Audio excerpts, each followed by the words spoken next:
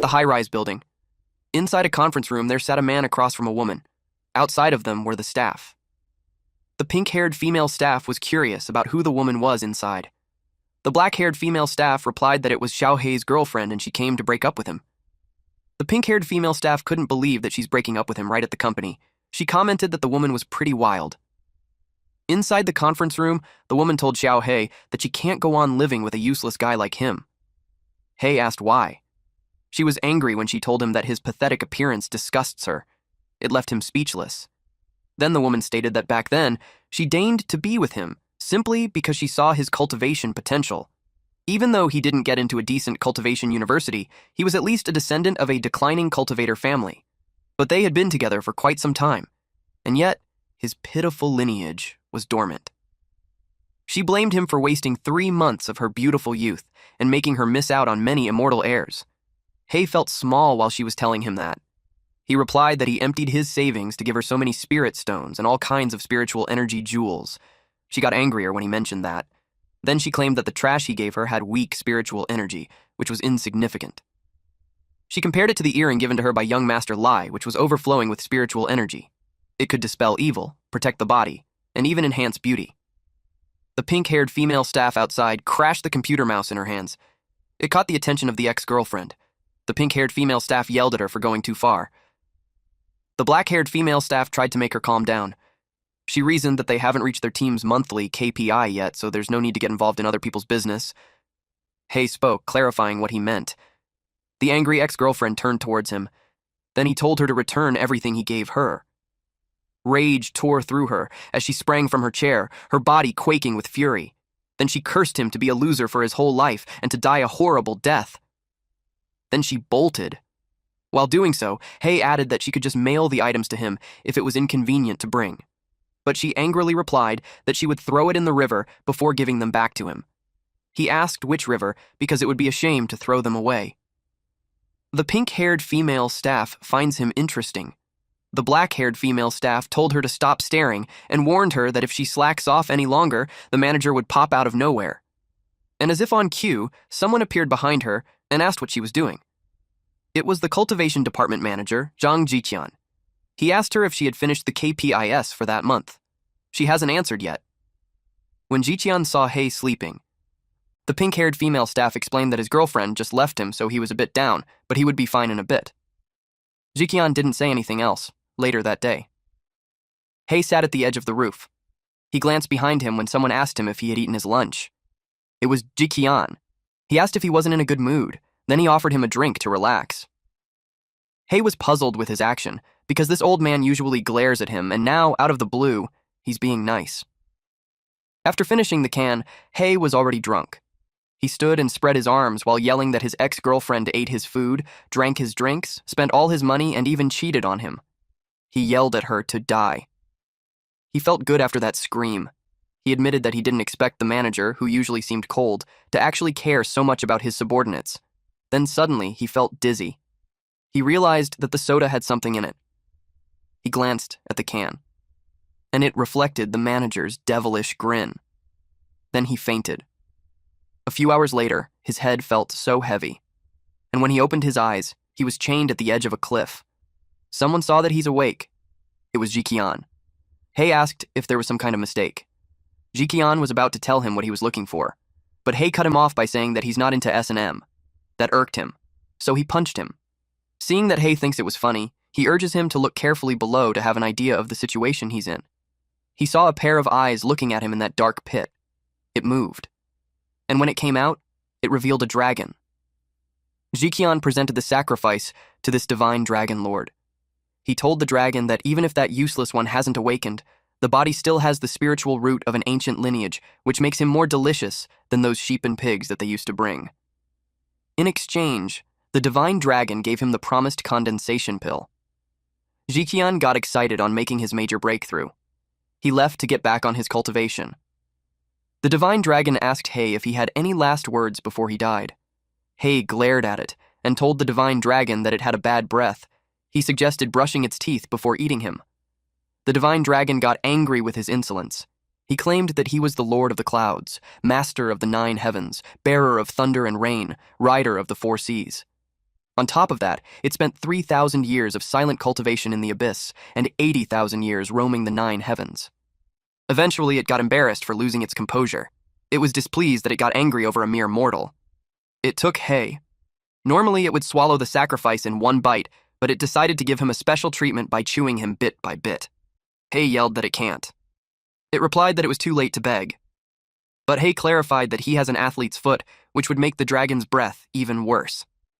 He added that it would make the dragon's breath stinky and the scent would linger. It would be like a morning breath with its ex-girlfriend's stinky socks. The dragon raised its voice to tell him to shut up, and then it chomped on him. Half of his body was eaten and he yelled that it hurts a bit, but his expression showed how much he endured. A mark on his hand appeared. It was chopped off while the dragon swallowed him. The forbidden art of the bloodline was activated. First was the light of life and death, where it inflicts a death mark on the enemy that kills him and on himself. The enemy will suffer the same pain and damage as him. As long as he doesn't die from the curse, his body would keep reviving. The next skill was dual annihilation. Once the art was used, the bodies under the life and death curse would perish together. Unless there was an intervention from top-level immortal magic, neither party has any chance of revival. The spell cannot be blocked or externally interrupted. Suddenly, Hay was called by a teacher and interrogated him on what nonsense he was talking about. When he opened his eyes, he was in a classroom. The teacher told him to recite the 7 arts of body refinement, and yet he talked about life and curses. The teacher wondered if he took too much body refinement medicine, causing him to hallucinate. His classmates laughed at him. Meanwhile, in the faculty room, the female teacher talked to Professor Yin about the transfer student he accepted in his class. She assumed that this student has an impressive talent, otherwise for someone like him with high admission standards to accept. He replied that the boy had other talents. In reality, he received a good sum. He thought that the boy wouldn't make it past the first monthly exam anyways, so it was best to take the debt. The whole class thinks Hay was useless. They continued to laugh at him. Hay was unbothered. In fact, he wondered what talent the heavens had given him. Hay was in the classroom, thinking deeply. After he was killed by the dragon, he woke up on his bed, and the spiritual root that had been dormant for 20 years suddenly awakened. The words of his ex-girlfriend echoed in his head about him being the last descendant of a declining cultivator family. Suddenly, someone stepped on his desk. This guy tried to intimidate him and lecture him about the rules of the class. He was told to hand him at least 1 bottle of body refinement pill, 1 bottle of Pei Yuan pills, and 1 dose of Guban potion once a week. Their classmates saw John Jabai educating a newbie again. To them, it was a show worth watching. He questioned why he would give him that and also why he was stepping on the desk. Jabai claimed that it was his territory, so he'll step on if he wants to, and besides, he usually jumps down from there, unlike those weaklings who only use the stairs. Before he leaves, he threatens him that if he doesn't deliver the goods by the end of the class that afternoon, he would tie him to the school's front light pole to publicly shame him. Hay saw his feet stepping out of the window. A thought crossed his mind. Our boy slapped this bully's leg, causing him to fall awkwardly, and he landed on his face. What a satisfying scene. Their classmates gawked at him from the window of their classroom. They couldn't believe he slammed face first on the ground. They weren't worried because he practiced a 100-fold refined steel technique, so they expected that he wouldn't die from a fall like that. Some of them felt bad, since if he died, they would rank up. He stayed on the ground for a few minutes, and when he got up, he told Hay not to leave because he would break his legs. The green-haired guy sitting in front of Hay told him he's screwed because Jabai was a well-known class bully, and he was never beaten. Also, his family was a powerful and influential academic cultivation clan in the city, and his body refinement technique has reached an insane level. He also shared that the last student who crossed him had his entire family broken and dead. He warned him that he can run but he can't hide. He also gave him a tip to avoid Guji Alley after class. It is where they usually wait to ambush people, but that path was unavoidable on Hay's way home. Later that dusk, Hay saw the sign of Guji Alley. Nearby, there were 3 men waiting. One of them asked their boss, Jabai, if it was really necessary for the 3 of them to take care of some trash transfer student.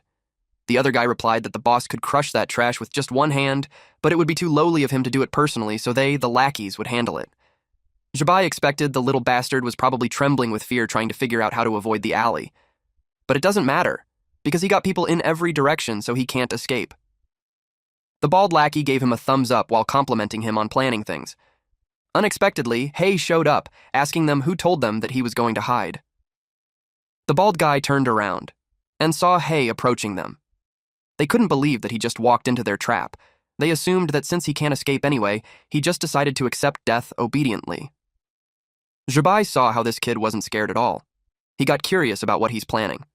He started thinking that he could be the extremely rare type who hides their true strength and pretends to be weak to launch a surprise attack. Hei called them cowards for not even daring to corner someone at the school gate. Instead, they pick an alley far out just to ambush someone. He complained that it took a lot of effort to get there. He urged them to come at him. One of the lackeys got provoked. He kicked Hei, causing him to hit a wall and creating a wide dent to it. They didn't expect him to be so weak, especially when he showed up arrogantly. Zhibai confirmed that he was just a rookie, and he was just overthinking earlier. Hei fell on the ground with a bloodied face. The bully approached him and told him that it was a kick from the 5th level of body refinement, so Hei's internal organs had been injured and he wouldn't live long. Hei, despite his sorry state, replied that it didn't hurt at all. He couldn't even consider that a 5th refinement because it was soft and weak like some loser who had jerked off hundreds of times at night. The bully got triggered. He couldn't wait for him to stop breathing. He wanted to smash his head using his kicks. Blood had splattered. He was left confused. Zhibai and the bald guy were horrified to see his leg flew in front of them. Then, he fell on the ground, yelling loudly. His chopped leg continued to bleed, while Hei laughed at him for losing a leg. Unexpectedly, a woman appeared. She stood in front of Hei. Zhibai couldn't believe that she just showed up in a blink of an eye. Even when the woman's back was turned on them, the bald guy attacked. Zhibai yelled at him not to use lethal moves there because he would destroy the whole area. But he still did it and unleashed his attack, called Death, by Purple Gold Club. It caused a huge explosion in the area. The idiot destroyed all the nearby residences. He expected his old man at home to blow up over the aftermath. Eventually, the smoke and dust subsided. The bald guy was left shocked. Even Zhibai's jaw dropped while his eyes widened. The club landed on the woman's head, but she was left unscathed. A few moments before this scene, on a floating island. Under an old tree, there was the silver-haired woman and a white crane. They were playing Chinese checkers. The white crane asked this woman named Lord Divine Dragon on why she always appeared in human form. Divine Dragon didn't want to follow those broken rules of the Immortal Palace. She questioned why they would always appear in their original form. She stated that they would end up like the crane who had a human body and a bird's head. The crane was surprised. She asked if it was offended. The crane clarified that it was because she was bleeding. She thought it was a joke because the last time she bled was 100 years ago. She believed herself to be invincible, but to her surprise, blood gushed out. The crane panicked that it gushed harder. She immediately used a homeostasis spell. Then she left the crane. Before she headed down to the mortal realm, the crane reminded her to report to the Immortal Palace. She flew real fast. A mark appeared on her hand, and upon scanning using the divine sense, she learned that it was a death curse, and she can't dispel it even with her powers. She was aware that the life curse was tied to someone in the human world, and she must find that bastard. Back in the alley, a rectangular barrier was put up. Marks were drawn on the walls of it, and it covered the whole alley. Zhibai was impressed because she took a direct hit from a quasi-condensation realm attack without flinching. At the very moment of impact, she developed a defensive barrier, leaving the surrounding buildings completely unscathed. He could tell that the person's cultivation was far above him. Divine Dragon stated that she had not fought low-level cultivators in so long that she had forgotten how weak they all were. She also considered that Zhibai was weaker than when she first started. Zhibai yelled at his guy to quickly get away from her, but before the bald guy could do anything, his body was blown into pieces. Zhibai was horrified. His legs gave in, which made him fall on his butt. He asked how it happened when he didn't even see her attacking. He panicked when he saw her approaching him, especially that his legs already gave out. He knew he was doomed. Suddenly, Hei was being lifted in the air. She said that she was surprised to see someone she ate come back to life. With that statement, Hei confirmed that it was the dragon. She told him to hurry up and lift the curse from her, or else he would be a dead meat. He replied that he had no idea how to lift it. Because of his response, he was slammed repeatedly to the ground. She had done it with a powerful force that shattered the ground. She demanded him to lift it. Zhibai watched how scary she was, that when she snaps, she even targets her own allies. Suddenly, she coughed blood. It tainted the ground. She realized that the harder he beats him, the more hurt she gets, so it wasn't totally worth it. If it keeps up, they would fall into a boring loop. She decided to head back first to find a way to lift the curse, but Hei told her to stop. She noticed how he came back to life again. Internally, she complained how shameless the curse was. Hey brought up how she ate him like he was nothing. So, he wanted a bit of compensation. He was the first one to say that to her. She asked what he wanted. He replied that he wanted to become an immortal. She got annoyed at him. Then she asked what he would do if she refused. He threatened her that if she doesn't grant it, he'll soak himself in a pool of sulfuric acid and die over and over, and she'll bleed like crazy with him. She got furious that he dared to blackmail her. She thought of just freezing him and locking him away while she takes her time to find a way to break the curse. Anyways, she got all the time in the world. But he had countermeasures for that situation. He taunted her to try. It angered her. A shadow formed beneath her, and it released red flames. Because of that, she threw him the book while telling him that reaching immortality in one step was impossible. The book was a basic cultivation manual to help him train slowly. She commented that it would suit someone talentless like him. Though it can't guarantee him immortality, it can at least get him into a good university, and he'll never worry about food or clothes again.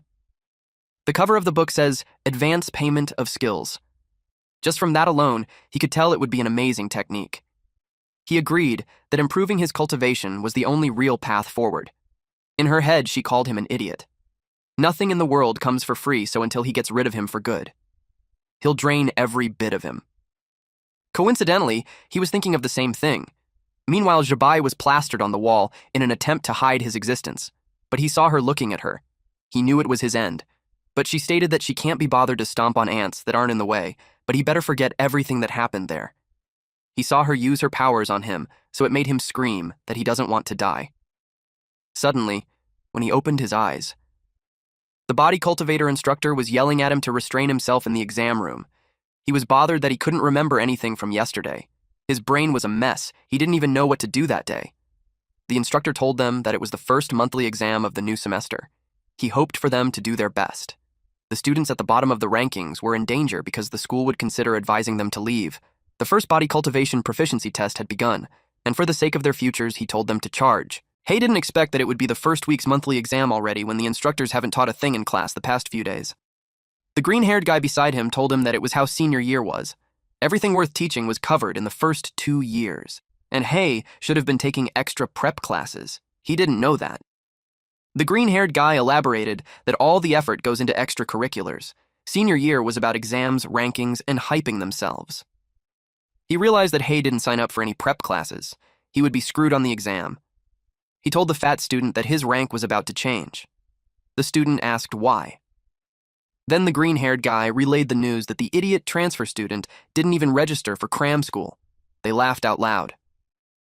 The green-haired guy saw Jabai and wondered how the vicious class bully had let go of Hay. Even Jabai wondered the same thing.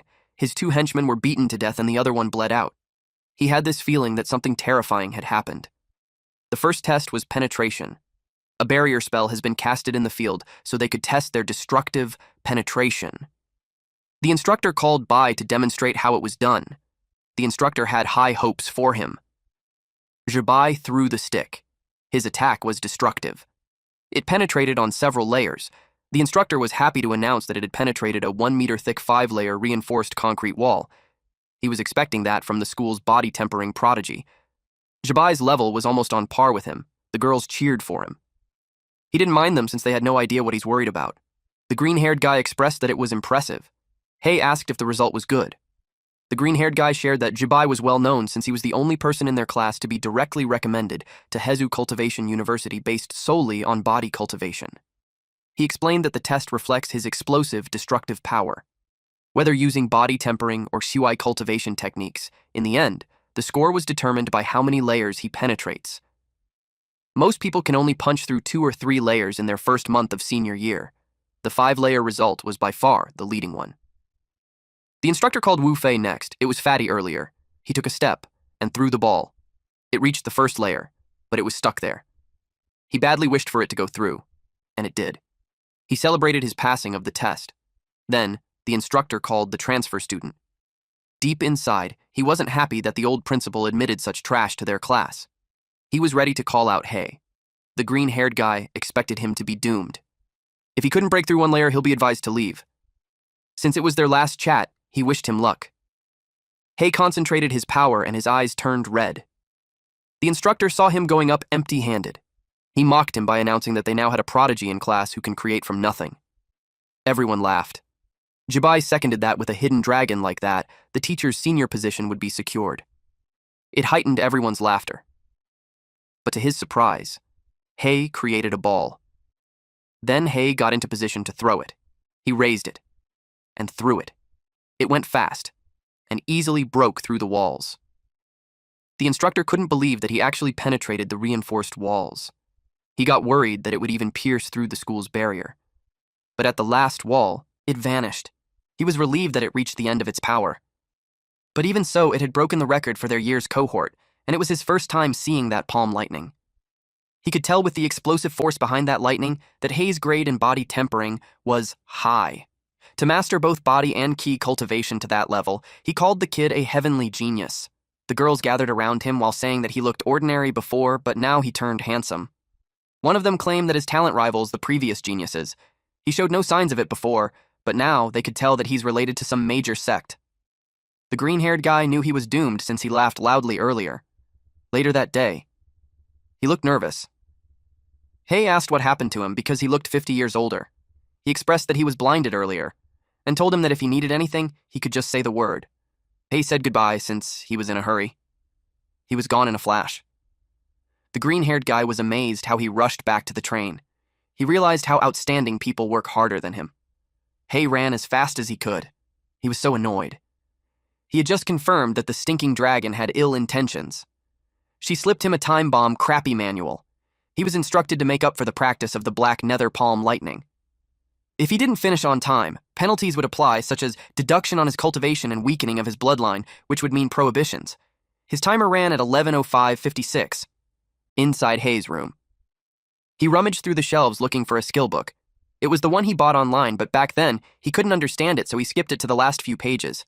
He was dying to know the initial cultivation steps again. He couldn't order it again because the fastest it arrives would be the next day, which would be definitely late by then. Then he thought of just buying the ebook. He became too loud upon seeing how expensive it was. His neighbors downstairs complained about his yelling because they had to sleep early for the cultivation the next day. The first time he bought the book, he emptied his pockets, spending tens of thousands. To his surprise, the price had skyrocketed that much already. At this point, he only had 8 hours, 31 minutes, and 24 seconds. He was running out of time. And if he doesn't place the order at once, even a whole night might not be enough for training. But he already had a lot of expenses, like the 50,000 given to the old principal. Eventually, he still bought it at 200,000 yen, which brings his account balance to 3,372.29 yuan. Then, he went to the mountains where he practiced the basic breathing technique. With 3 hours, 44 minutes, and 3 seconds left, he practiced spiritual energy activation. The last 1 hour, 5 minutes, and 16 seconds was spent on move practice. He caused some explosions in the forest because of the holes he made through the trees and the rocks. He finished the cultivation process before the last 32 seconds were up. When he was done, he claimed that it was too easy. He didn't expect to feel dizzy and pass out. Meanwhile, at the floating island, specifically in the bathhouse, the steam covered the area. Divine Dragon was happily taking a shower when blood suddenly gushed out from her back and it spilled on the water. She complained about the immortal dew that she lost when she had just made it. She checked on him through the water and found out that he overexerted during cultivation process completion and died suddenly. She called him useless. She only placed a slight restriction during the completion process, and it was already enough to knock him out. She had no choice but to heal him. 1 week ago, during the first day of the senior year, Jibai ranked in top 10 for the class placement test. The results were posted on a bulletin board. He boasted that he made it to the top 10 of the elite class just through body tempering alone. It made him look down on the top students. Then a girl beside him shouted, which startled him. She saw that Fatty wasn't the last anymore. Hai's name was there on the bottom. They had never heard of him, so they knew he was a transfer student. Jibai was eager to show the newbie how tough it gets around there. At the present time, Jibai saw that Hei had jumped 10 ranks from the last individual test. Hei was now at rank 33.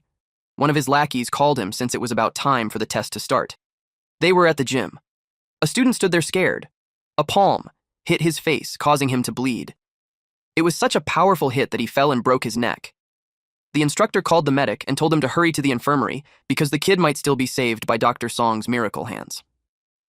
Hei asked the green-haired guy what kind of test was that.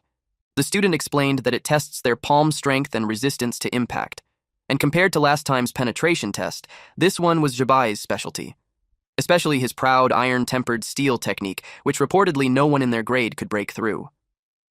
Jabai faced the strongest palm strength student for that year, Zhao Yikai. He was eager to prove that he was stronger. Yokai was determined to make him pay for his arrogance. He used forged steel palm. It was such a destructive attack, it covered them in dust. Then he stated that iron-tempered steel was just overrated. But he was surprised. The dust subsided, and he saw Jabai still standing. Jabai mocked his technique. Then he hit him. Yokai was down, so the instructor called someone to bring him to the infirmary. Then he called the student named Wu. But Jabai suggested calling Hei first. Hei was surprised to hear about the open-source cultivation method and patented cultivation method. His classmate told him that cultivation methods fall into those two types. It was common sense, so it made him wonder which school Hei attended for 10th to 11th grade. He replied that it was Municipal Number 3 High School. Now it's no wonder he's lacking in foundational knowledge. It was a regular, non-immortal cultivation high school. This green-haired student explained to him that open-source cultivation methods were publicly available and anyone can practice. Patented cultivation methods were registered with the Immortal Cultivation Patent Bureau, so only the patent holder or authorized persons may practice them. Unauthorized practitioners of such methods may face legal consequences or even be exterminated. Like those two earlier, forged steel palm was open source and 100 refined steel was patented. But ordinary cultivators can't easily break through patents. Patented methods have higher thresholds and difficulty. The instructor administered basic maintenance spells to patch up the ruined court. Then he called Hei to come down. Hei and Jabai stood face to face. Jabai could feel his heart racing every time he saw him. He couldn't understand why, especially when he only lost one individual test. But if he could beat him, he could prove himself. Hei suggested that they just hit each other at the same time. It irked him, so he yelled at him not to get too arrogant. Hei used forged steel palm. Jabai wasn't impressed that he's trying to clash open-source methods with him. He used 100 refined steel. The instructor watched intently. Their palms landed on each other's face, but Jabai was blown away, and he crashed. When he hit the wall, the impact left a deep dent and a body-shaped hole in the earth. The crowd was struck speechless, frozen in shock. The instructor didn't expect that. Hei's opening move was the open-source forged steel palm, but the moment it hits Jabai, it was layered in 100 refined steel on top. Not to mention that the Zhang family's patented 100 refined steel has a high cultivation threshold and was difficult. It also made him wonder if Hei didn't fear the catastrophe from privately practicing a patented method. Hei suggested to the teacher to send Jabai to the infirmary because he seemed to be stuck on the wall and can't climb down on his own. He was confused when the teacher didn't answer. When he turned around, the teacher acted like a tame dog.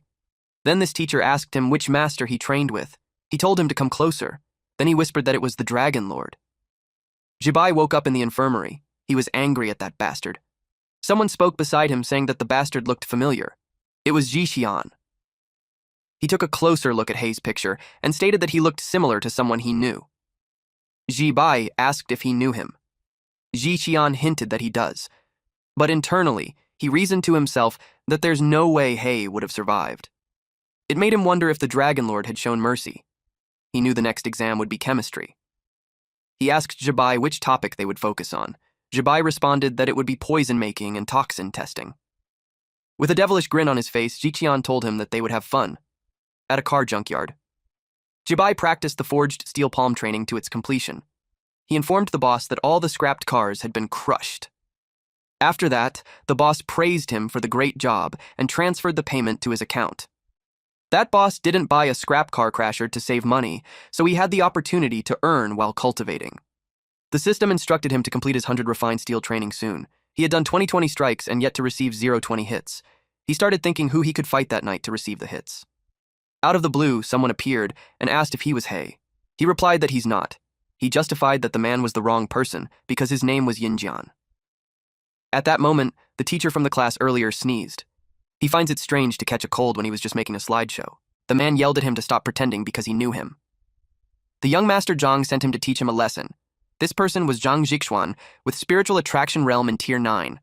Hei approached him and told him that he should have said so earlier. He denied it because he thought he was a debt collector. He was up for the challenge. Zixuan finds him strange for not fearing him when his cultivation was higher than his. With spiritual perception, he's at most just entering the spiritual attraction realm, so it made him consider if he was hiding his true cultivation. Without second thought, he punched him and made him fly to the opposite side. He charged again while thinking that Hei was just acting earlier and it only took him a single punch. But when he was about to land on him, he was caught off guard. Hei stared at him and dared him to put more power into his attack. The forest erupted when they fought.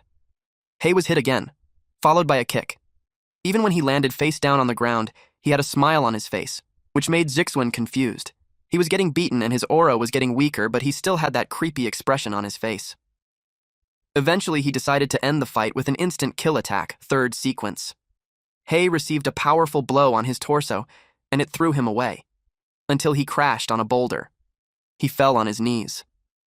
Zixuan commented how high schoolers these days are so weak, and yet they still pretend to be tough. Hei hasn't moved, and when he checked, he was being healed. He was surprised at the recovery speed. Even a top-tier physician at the spiritual attraction realm couldn't manage that. He hit him with the final strike. The impact sent a gust of wind around them. He had this creepy grin when he saw that he received a beating for 2020 already. It concluded the 100 refined steel training. He looked down and grabbed Zixuan's leg, then unleashed the black underworld palm thunder and hit him with it on his torso. But Zixuan blocked it with his palm and scoffed at that entry-level spell.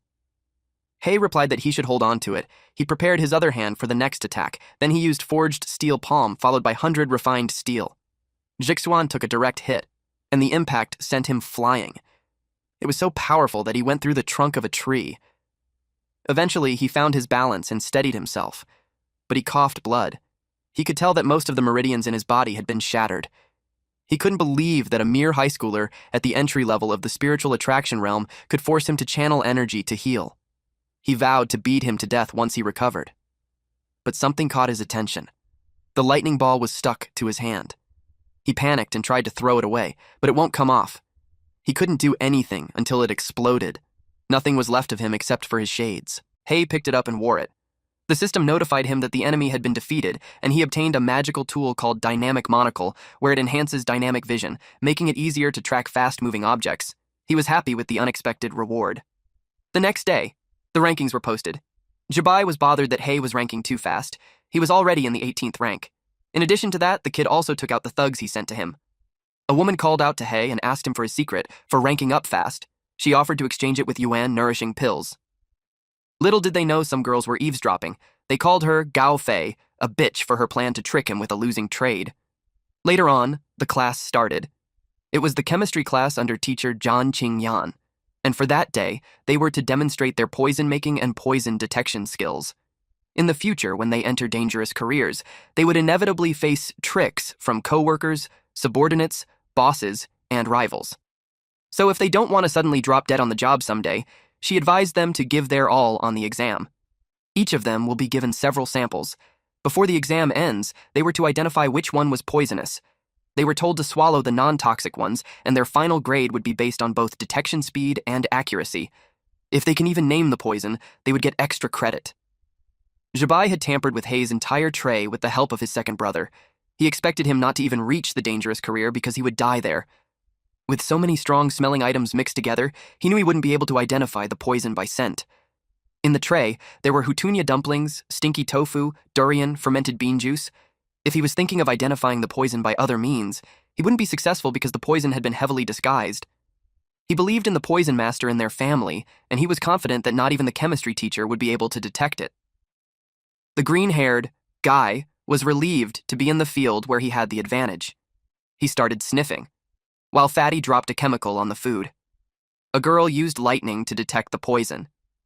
Teacher Qingyan watched her and was impressed that she was still excellent in poison detection. She walked to Hei when she saw that he was doing nothing when everyone else had started demonstrating their skills. Jabai overheard it, and he thought that there was nothing for Hei to do but sit there because he had no clue which to pick. And it wouldn't matter what he eats because he would die anyway. Hei reached out for the food at the floating island. Divine Dragon was fishing. But she was also lost in thoughts. Ever since she became a god, things had gotten boring, and she had left with nothing to do but fish. While she was just lounging around, her eyes and nose started to bleed. 5 minutes ago, Hei ate all the food on his tray. Teacher Qingyan couldn't believe what he just did. She asked if he really knew what he was doing. He could die from that. She was relieved to have anticipated idiots like him and strictly controlled the dosage. She assured him that it wasn't lethal, but he should prepare for serious diarrhea. Jabai grinned because that was just wishful thinking. He poisoned every single food item, and it was enough to kill someone 5 times over. Hay turned pale and bled through the eyes, ears, nose, and mouth. Then, he dropped dead. Teacher Qingyan took his pulse and announced his death. One of the students got worried that the school would make it to the headlines. The other student responded that it won't happen, because it's not like he's from a major sect or a top scholar. Students dying in the senior year was quite common. The rank 19 student was pleased because he would easily climb the ranks, while teacher Qingyan was concerned about how it will affect her promotion evaluation. She was furious at whoever dared to tamper with her exam. She thought of the damned PE teacher because he had been competing with her for the title. While she suspected him, Hay had recovered. She jumped to her feet when she learned that he was alive. In her entire career, it was the first time she encountered that. She couldn't believe that he fooled her. Hay reported that all 5 items were poisoned, including enteric dispersing powder. Some letters appeared on his palm. Then he stated that the last one was the air-ending poison. Jabai couldn't believe it. He got nervous. He thought he was being thorough, even finding an expert at the condensation realm from their sect. He also had him investigated and found nothing. So it was a big puzzle on how a nameless nobody survived the poison of condensation realm experts. Later that day, in the lab, teacher Qingyan inspected something on a petri dish. She wrapped her aura on the fluid. It was Hay's blood sample, and from her analysis, all his answers were correct. She could tell that the brain-dead PE teacher couldn't have concocted that. It led her to think that it was done by a real poison master in the condensation realm. She even needed half the night to analyze it, and it made her think that Hay was a freak. Meanwhile, in the new Immortal bookstore, Hay searched through the books as he never thought there would be such a communication method. Divine Dragon communicated with him through the palms and told him that it was his bloodline forbidden technique. She called him dumb for not even knowing how to use it. She linked their health bars to use it to contact each other during emergencies. Hay complained that encrypted communication like that hurts. He asked if there's another way for immortals to talk to mortals. It seemed like he thought gods had freedom. She pointed out that for humans, they were strategic nukes. Every move was under surveillance of the immortal palace. She already descended once on her own, so if she casually made contact with humans again, and the immortal palace found out, some immortals would come after her. Hay asked if she could reveal to him where the top-tier treasures were. All that she's allowed to share with him was already infused into the advanced payment skills, so he just has to follow the instructions. His hands started bleeding. Someone saw it. It was the female staff. She expected that high schoolers were under immense pressure these days, but she couldn't believe that one would self-harm in a bookstore, and she would be the one cleaning up the blood again. Hay apologized and promised to clean the blood later. Then he brought up some questions about a few books. She asked him what kind of books. He shared that he's in senior year, and he wants to aim for the condensation realm. He wanted suggestions for some of the good prep books. There's still almost a year until college entrance exams, so she was a bit surprised that he's already preparing for the condensation realm. He asked her if the condensation realm was hard. She doubted if he's really a senior since he lacks the basic knowledge. She explained that if he can break through to the condensation realm during the college entrance exam, he's basically guaranteed acceptance. If he reaches it at once, he could apply for direct recommendation. She commented how kids these days have high ambitions, but no grounding. She gave him 3 best-selling books. If he could grasp them, it would be great. He chose the Condensation Realm Cultivation Guide. He gave it to the counter. It was not from the staff's recommendation, so she was unimpressed that he didn't listen. He immediately scanned through it. The staff saw how he just flips to the last page on that complex book. In her head, she judged his logic to be totally backwards, so he was hopeless. He read that breaking into the condensation realm requires full cultivation of either Qi or body to level 10 plus the help of a condensation pill. The process may cause spiritual energy to rampage in his body, leading to serious injuries. Hence, he needed plenty of top-grade healing and foundation-stabilizing medicines. It was expensive and risky, and he could die in the process. He concluded that he just needed to prepare a condensation pill at the Zhang's estate. Someone was yelling. Jabai scolded the poison master at the condensation realm for not being able to kill a senior student. The man apologized and explained that something must have gone wrong. He begged for a second chance and promised that the kid would die for real. Jabai was worried now that Hay's score ranks 10th in class. He didn't want that thorn in his eye to succeed so easily. He gave the man 1 more week, and if Hay wasn't dead, he would have his head. A loud noise from the roof caught his attention. Unexpectedly, Hei broke through using a sword. A few moments before this confrontation, the security in the Jiang residence was tight. One of the guards stationed on the second floor saw his colleague drop dead. He quickly grabbed the radio to notify that someone broke in, but before he could finish his sentence, he was struck. Then, Hei jumped to the balcony on the second floor. He hit the guards on the roof, too. Then he heard Jibai giving the deadline for his death. He concentrated his power on his hand and made a hole to drop down for 2 floors, and when he reached where Jibai was, he took out his sword and stabbed him on the shoulder. This bully had no idea that he messed with the wrong person. Imagine bullying the new student, and then the next thing he knew is that he nearly lost his life if he was hit a few inches from his heart.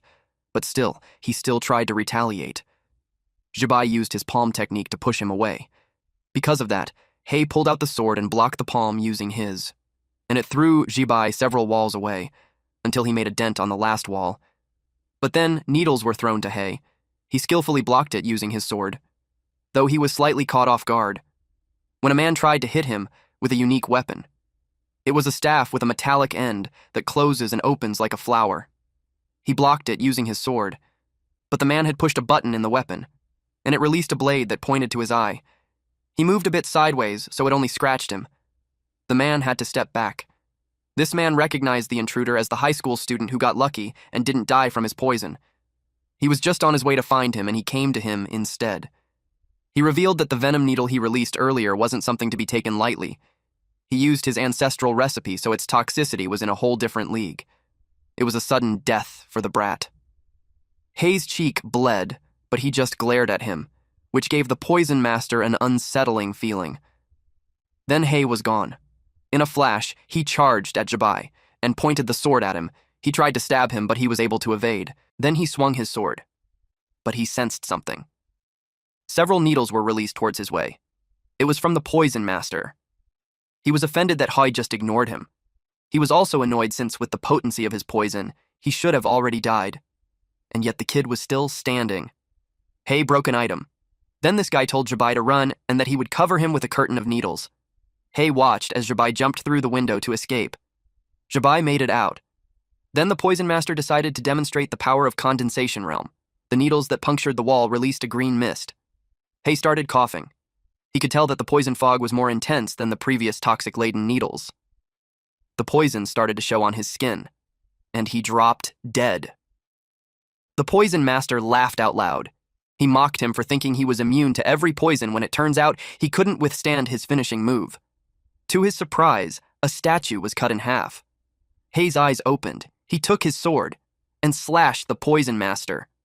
At this point, he knew he fucked up. Apparently, ever since Divine Dragon used a clay avatar technique to divert damage, she no longer gets covered in blood every time something happens, but 2 had been destroyed right off the bat, which signals her that Hei ran into something tricky. She decided to check what was happening. She saw him slashing someone. The poison master couldn't believe that a realm cultivator like him actually got done in by someone from the spiritual attraction realm. He bled too much. And when Hei checked, he already had no pulse. He looted him since the items, though useless, can be turned to cash. Meanwhile, Jibai was on a roadside in a mountain, panting like crazy. He was out of breath from running away. He even forgot his phone, so he had to flag down a car and borrow a phone to call for backup. He was so furious with that transfer student. He couldn't believe that he would dare to take revenge on the Jiang family. Once he had gathered the family's assassins, he vowed to kill him and wipe out his entire family. To his surprise, Hei appeared and asked him who he was going to kill. Hei attacked him with his sword, but he dodged. Then Jibai used 100 refined steel to strengthen his body. He was cut on his arm. It bled while he stepped back to create distance between them. Before he could steady his footing, an orb was thrown to his face, and then it exploded, which caused him to fall down on the cliff. He hit the ground with a powerful impact. Hei followed to end him. He couldn't move and tried to intimidate him by saying that he's from the Zhang family. But Hei didn't care. He slashed the head off. Hei admitted that if it weren't for the Dragon King taking all the damage, he would have killed him several times over. He couldn't believe that even at death's door, Jibai still used that same family background intimidation routine. He burned the body and erased the evidence, and even if he did, he expected the Jiang family to link the death to him, whether they had proof or not. And he's still using the Zhang family's patented technique, so he knew that conflict wouldn't be avoided in the future. But he was satisfied that his revenge wasn't for nothing. Even though he rushed out, he still managed to snatch up some valuable stuff. It was the condensation pills, and he obtained 3 of them. He knew that Jibai's brother had to offer sacrifices to the Dragon King just to get one. He learned how complicated the relationships among the disciples of the major sect. He also grabbed some gold, silver, treasures, talismans, and standard-issue blades and such. He planned to sell them all later. The system detected the word sell and offered a sales system that they might like. Ever since he learned advanced payment skills, the system-like pop-ups started appearing. He assumed it was designed by the Stinky Dragon. And now it even became crazier with the e-commerce platform's big data and how it communicated to him. Then he realized he had to delete his browsing history fast. A wheel showed up in front of him, and it had options like cultivation technique, magic artifact, etc. He clicked sell. The dynamic monocle, horizontal blade, poison lotus, gold bars, and all other junk were sold. His account has been credited with 1,054,178 yuan. Then the system lit up. The heaven opening blade was being sold for 1 million yuan.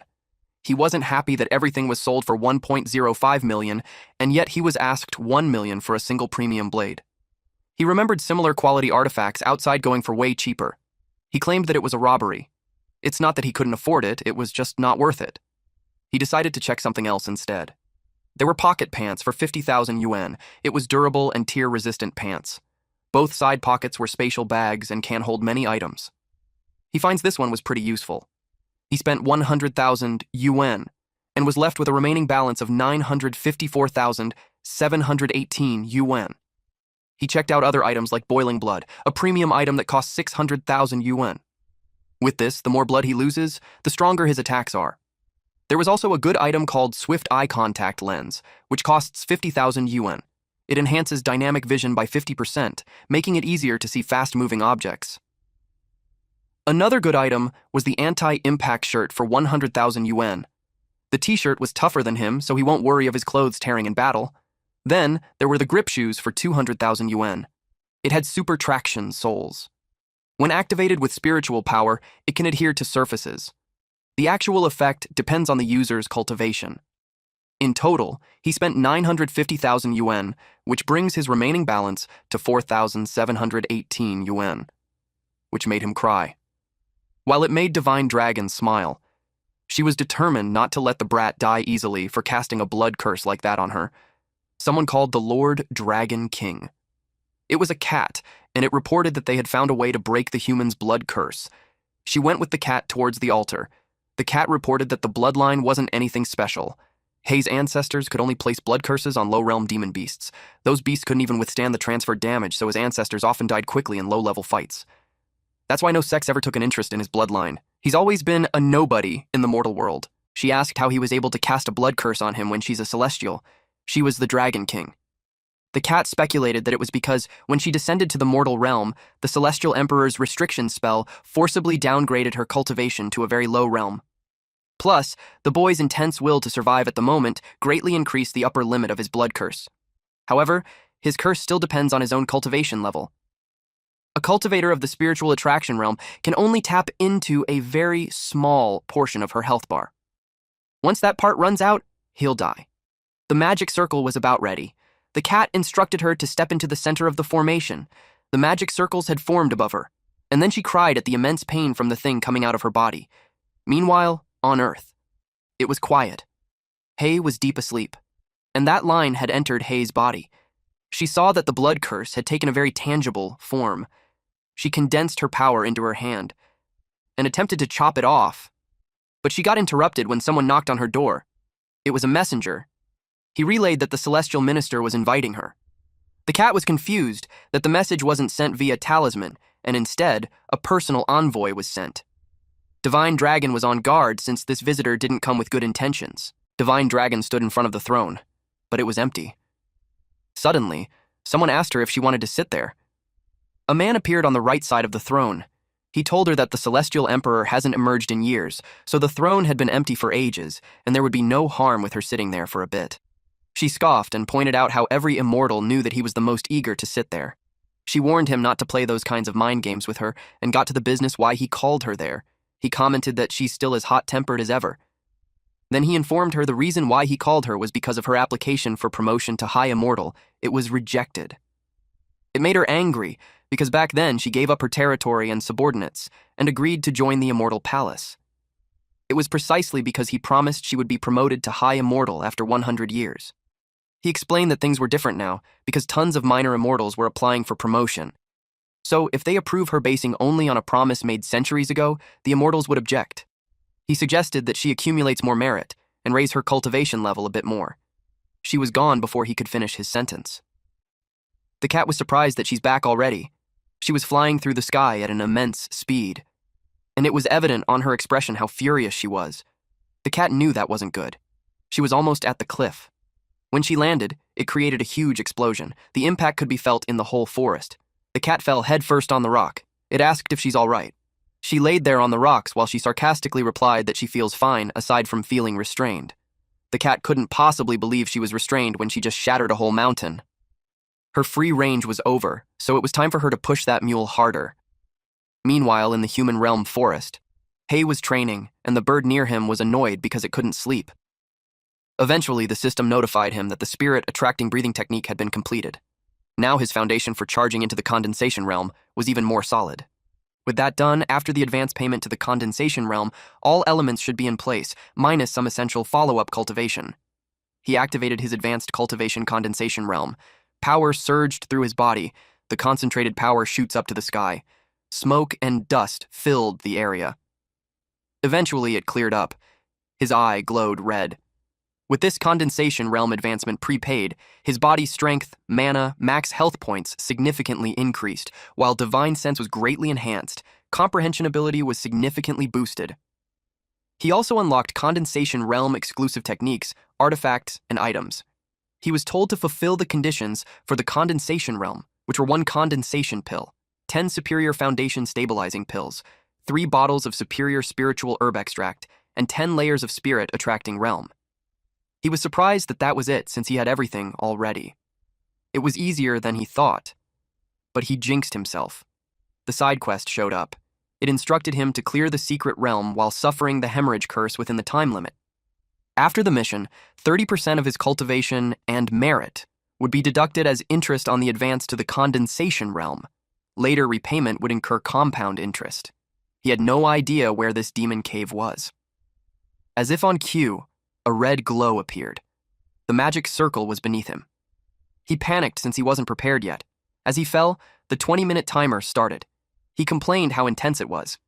Even more when he's falling on the spikes. He concentrated his energy on the hands and feet, so he could grip the wall.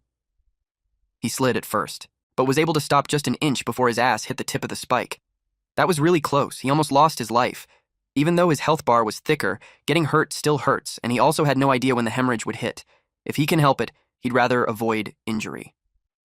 A metal arm was released towards him. Luckily, he saw it. He drops down to evade it. As soon as he did, there was another spike, which he countered by slashing it in half. His speed, strength, and reflexes had all improved significantly. Although he didn't have the best knife that can cut iron, after mobilizing some magic power, a stone arm thicker than a waist can be cut off with 1 sword. Those were the benefits of improving basic cultivation. He saw an incoming attack. He had to move in zigzag motions upwards, as he aimed to leave the pit, but a hand blocked the exit. He was ambushed from the front and back. He used Black Nether Fistcore Thunder, and smashed everything. After that, his timer was at 17 minutes 36 seconds. A rock in human form appeared from the ground. Several of them had shown up.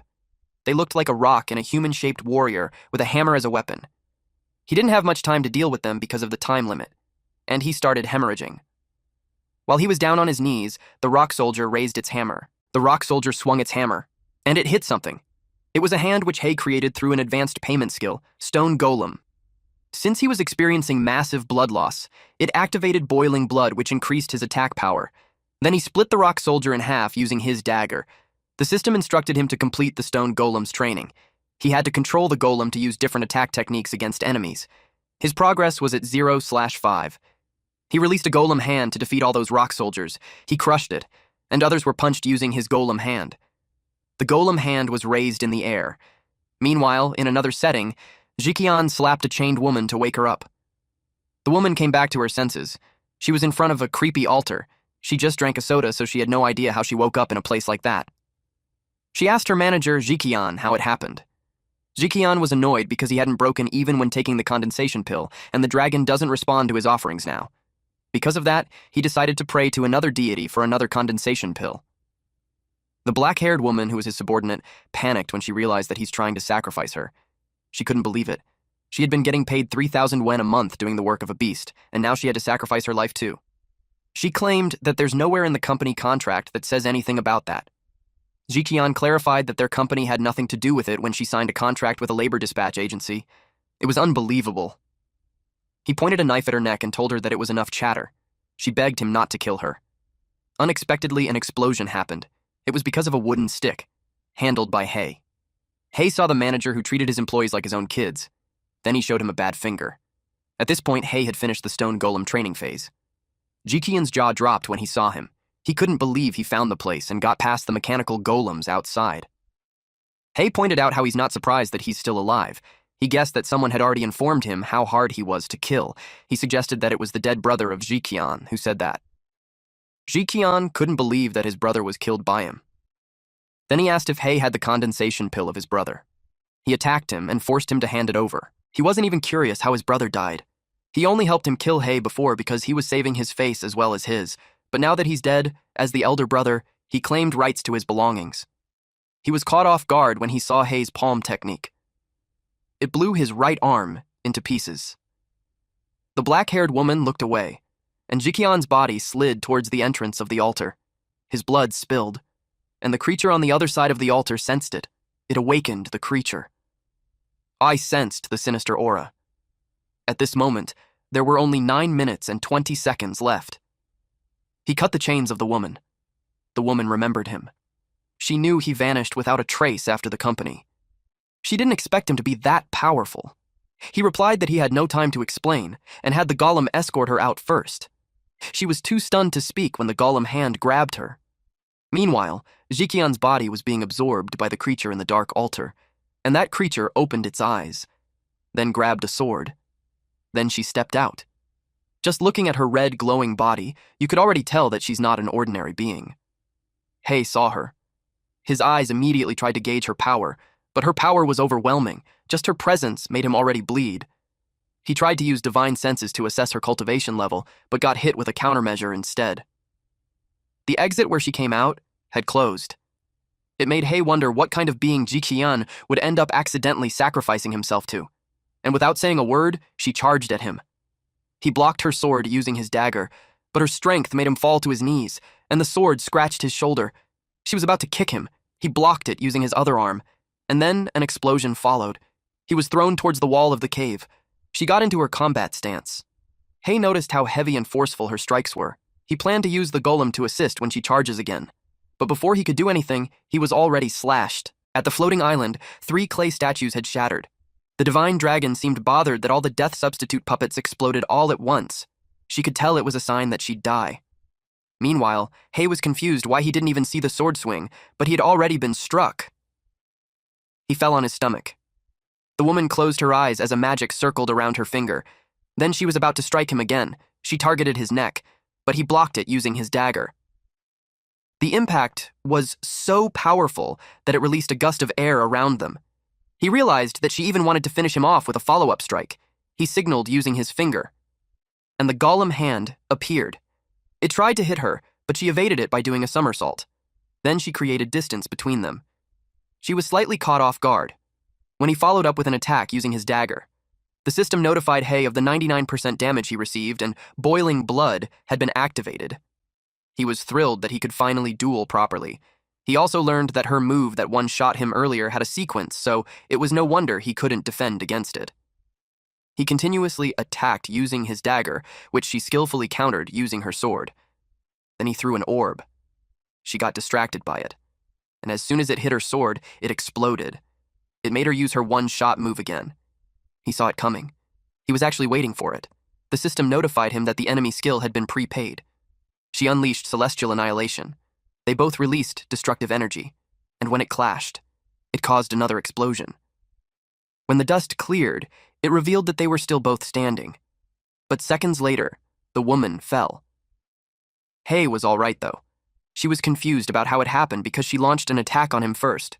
It should have hit, but he was unharmed. He mocked her for being so flustered that she spoke normally. All the while, he thought she was mute. He replied that she can strike preemptively, but he could do the same. At first, he wanted to prepare a defense against the final outcome of her attack, but he couldn't. It seemed like it required a much higher cultivation level. Then he remembered that the last time they clashed, she didn't finish him off and then tried to slice his neck as follow-up. He anticipated that next time, she would go for his head. And so, he prepared for that, and as a bonus, he stole a slash too. It made her furious, but something distracted her. A magic circle appeared. Then Hei was warned to complete the hand signs for his prepaid technique, or he'll face divine retribution. It was his first time seeing the divine punishment that one must endure when using prepaid Heaven's Law techniques. They both made a hand gesture.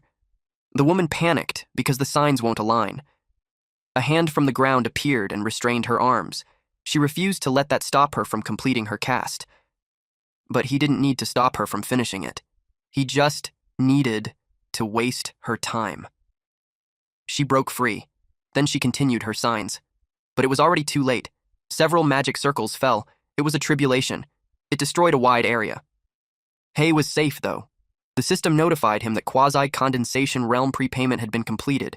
It had deducted the required share of cultivation and virtue from the session. His cultivation has risen to the third layer of the condensation realm. New system resources were then unlocked for prepayment. The woman climbed out of the pit. Hei blocked her path and said that she's still breathing. She admitted that she lost and he could kill her, or skin her, or whatever he wants. That made her different from the others who begged mercy before dying. But she was surprisingly calm. He was about to strike her with his dagger. She closed her eyes as she braced for the attack. But nothing happened. To her surprise, all her wounds were healed. Then Hei told her that they now share one health bar. He invited her to ascend together. Blood curse was inscribed on this woman named Long Yin. Damage taken by her in combat will now be transferred to the Dragon King. At the bath, the cat was sleeping peacefully. The water in the bathtub turned into bubbles, and the divine dragon stood up. The cat was surprised with her sudden action, so it woke up and asked what happened. The divine dragon felt something strange, like another vampire was on her. The system notified Hei that the advanced payment skill has been upgraded. He can now make advanced payments for magical artifacts, elixirs, but the level of the items cannot exceed his current major realm. The next day in school, Long Yin appeared wearing skimpy clothing. Hei turned to her. Fatty and the green-haired guy watched her. Fatty curious who she was. The green-haired guy teased him for being into his sister-in-law. He turned pale and clarified that his heart had only room for teacher Ju. Hei asked the woman if they knew each other. She pointed out that they just battled a few days ago. She reminded him that they're on the same health bar. Hei finally recognized her. She changed her hairstyle. That's why he couldn't recognize her. Then he asked her how she managed enrollment procedures and transfers into their class.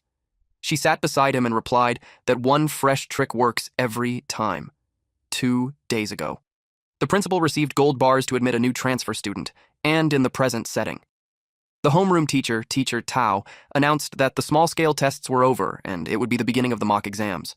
For most of them there, it would be their first real combat experience. They have all studied hard for dozens of years, so it was time for them to show the true results of their cultivation. He called all students to assemble in the examination area. First, the grade 12 Class 1 was told to assemble. Then the Class 2 began the roll call. Class 3 were all present. Class 4 was called next. Yin finds the exam interesting. Their green-haired classmate was worried that they would embarrass themselves in front of the whole grade. Hei assured him that it's going to be fine. It made him perk up. But to his disappointment, Hei explained that he's shameless, so he didn't care about being embarrassed. The teacher announced the examination rules. Each class has its own exclusive examination area. The edges of the area have been sealed with barriers, ensuring that candidates who win the same exam will not interfere with each other. Each candidate will fight the same monster. Those who achieve a KO within 5 minutes will receive a full score. Those who fail to get a KO by the end of the exam time would be scored based on the effective damage dealt. If an emergency occurs during the exam, Teacher Joe in the center of the field would intervene. The exam had officially begun. Students whose names were called would come down and prepare. First was grade 12 Class 1 Zhao Jiakang and Guofan Liang. Also Class 2 Tang Long and Class 4 Yugasaki Hanako. Hei asked why there were people from the Ying sect there. The green-haired student replied that it's because it's a mission from the Cultivation Education Bureau. As part of the top-tier sect peace treaty, almost every high school has to accept a few exchange students from the Ying sect. He thought only regular high schools had exchange students. He didn't expect cultivation high schools to do that too. A long, black-haired girl sensed something. This girl was Ryugasaki Hanako, and she glanced at the audience. Hei could tell her intuition was sharp. Yin was annoyed that she glared at her master. She claimed that she's the only one who gets to glare at her little bro. The green-haired guy commented that the hierarchy between them was something else. Hei was speechless. They had begun, and the exam monster was summoned. A large, creepy portal appeared at the center. An eye appeared. Then it revealed this mushroom man creature. Teacher Jian felt the ominous aura. He was nervous because it was the cloud canopy demon lord that was suppressed by the Taizong sect. He told Teacher Tao that using it for the first mock exam was too much. Teacher Tao called him impatient and mocked him that it was no wonder he's still a PE teacher. Teacher Tao explained that if it had been the original body, even after being suppressed, all of them would have died already. But the exam monsters were all clones grown from the spores of that demon lord. Although they were also at the condensation realm, their strength was below that of proctoring teachers, and the site was surrounded by suppression stones, so they had nothing to worry about. A student released fire talismans. It made the monster jump backwards. The teacher announced that if they failed to cause any damage to the exam monster before the end of the exam, it would result in a score of 0. The student who released the fire talisman could only sob. Another student threw a barrage of rocks on the exam monster, but was punched by the monster instead. The student had been able to damage the monster, but the monster threw him outside the examination area, so he failed. Then they announced results for other students like Zhang Shuiwen with 61 points, Wu Liuan failed, Chen Zhenglin with 68 points. The bystanders couldn't believe how difficult the first mock exam for the year was. Not a single person has scored over 70, and only a handful have passed. They questioned which teacher came up with the exam. They planned to find out later. The green-haired student was relieved. He had nothing to be embarrassed about now, since everyone was embarrassed already. Then he saw something. Teacher Jian expressed that Teacher Tao had gone too far. Making the first mock exam so hard could destroy the student's confidence. Teacher Tao reasoned that if they can't even withstand a mock exam of that difficulty, then it would be the worst class he ever taught. He noticed something at the arena. Hanako was running away from the monster. He didn't expect that. She was heading for the edge of the barrier. He couldn't believe that she's forfeiting the exam. But before she crossed the barrier, she jumped. She was about to cross the barrier. But she did not. Instead, she used it to steady herself and to gain more momentum as she prepared for her attack. The monster was about to punch her. She unsheathed her sword, and in an instant she sliced the monster into pieces. Teacher Jian was surprised with the complete knockout. She received a full score. The crowd were amazed. Most were struggling to pass, and yet she got a full score. They called her a monster and wondered where she came from.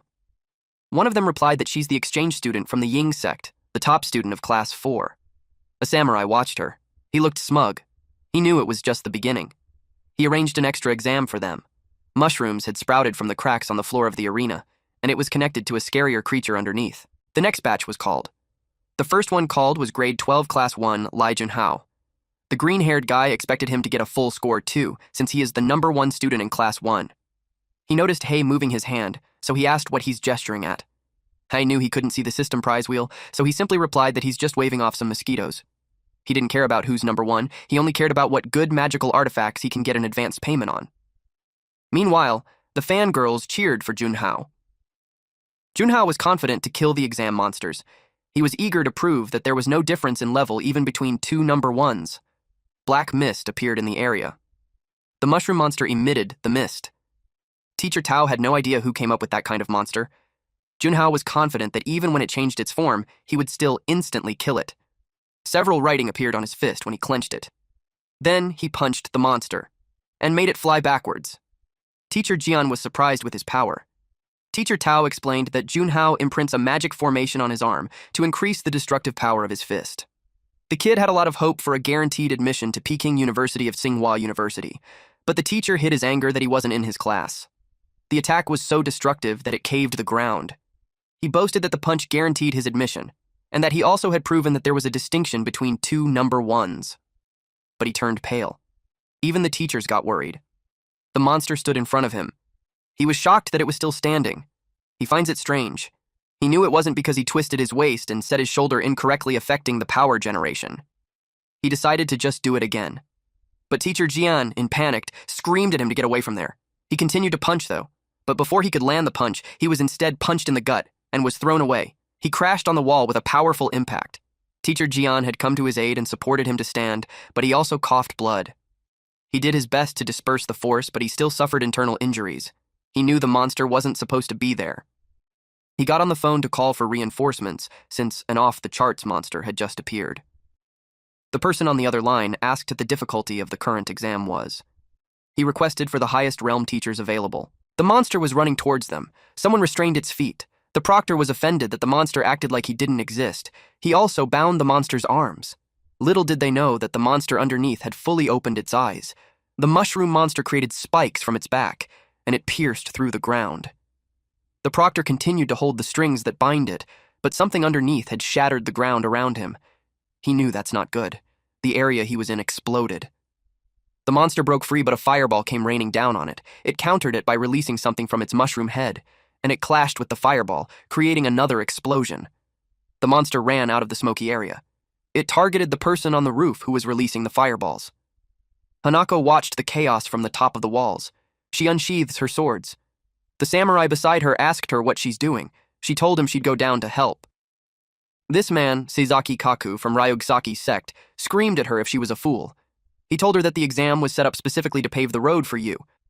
As long as the off-the-charts monster accidentally takes out those top-ranking students in the grade, she would be guaranteed admission to Tsinghua University or Peking University, even Xuxian University. She didn't want to use such despicable methods to obtain a guaranteed admission spot. She was determined to tear up that despicable monster, but suddenly she felt weird. She cradled her head and screamed from the pain. Kaku used a soul-binding curse on her. He was relieved to have placed her on a leash. Otherwise, his father's meticulously planned operation would have been wasted. Hanako inherited none of the cold-blooded and cruel virtues of the Ryugasaki family. In her bones, she still had the fatal flaw of her original bloodline. She was gentle, kind, and upright. It made him wonder why his father would waste resources on her. He got distracted when an explosion happened on the top of the building. Teacher Tao was thrown out. He realized that the monster was at least at the 5th layer of the condensation realm. He questioned who on earth issued that exam monster. He activated a body protecting an astral shield. The monster rushed towards him. It was moving so fast that his eyes couldn't keep up. He could only create an omnidirectional defensive shield. The monster attacked him. It made a crack on the shield, and eventually shattering it and grabbing Teacher Tao by the neck. It had this huge grin on its face. The teacher had drooled and his eyes turned white as the monster choked him. But someone intervened and cut the arm of the monster into pieces. And of course, it was none other than our boy. 15 minutes ago. The green-haired student trembled beside Hei after seeing the monster. Hei could tell that the guy had been intimidated by the demonic aura. He didn't expect that those at the condensation realm would be so easily frightened by the demonic aura. And the cultivation level of this monster was at the 7th layer of the condensation realm. Yin was able to determine that, so he was impressed at how sharp she can be. But she clarified that it was her body. It sensed the powerful opponent and was getting agitated. It is what had told her what class of opponent that is. Hei pressed on his wheel again. He set up a barrier around the perimeter so it won't be easy for that monster to escape. He also assumed that the monster planned to wipe them all. Currently, Hei is at the 3rd layer of the condensation realm. Counting his extra-long health bar, his actual strength was close to the 7th layer. He checked the market for some weapons. After looking through all the newly unlocked weapons, he found the only top grade one and also the only available through advance payment. He also liked its attributes. Channeling mana through it can refine and absorb the attributes of other magical artifacts. The realm of the refined artifact cannot be higher than the weapon's current realm.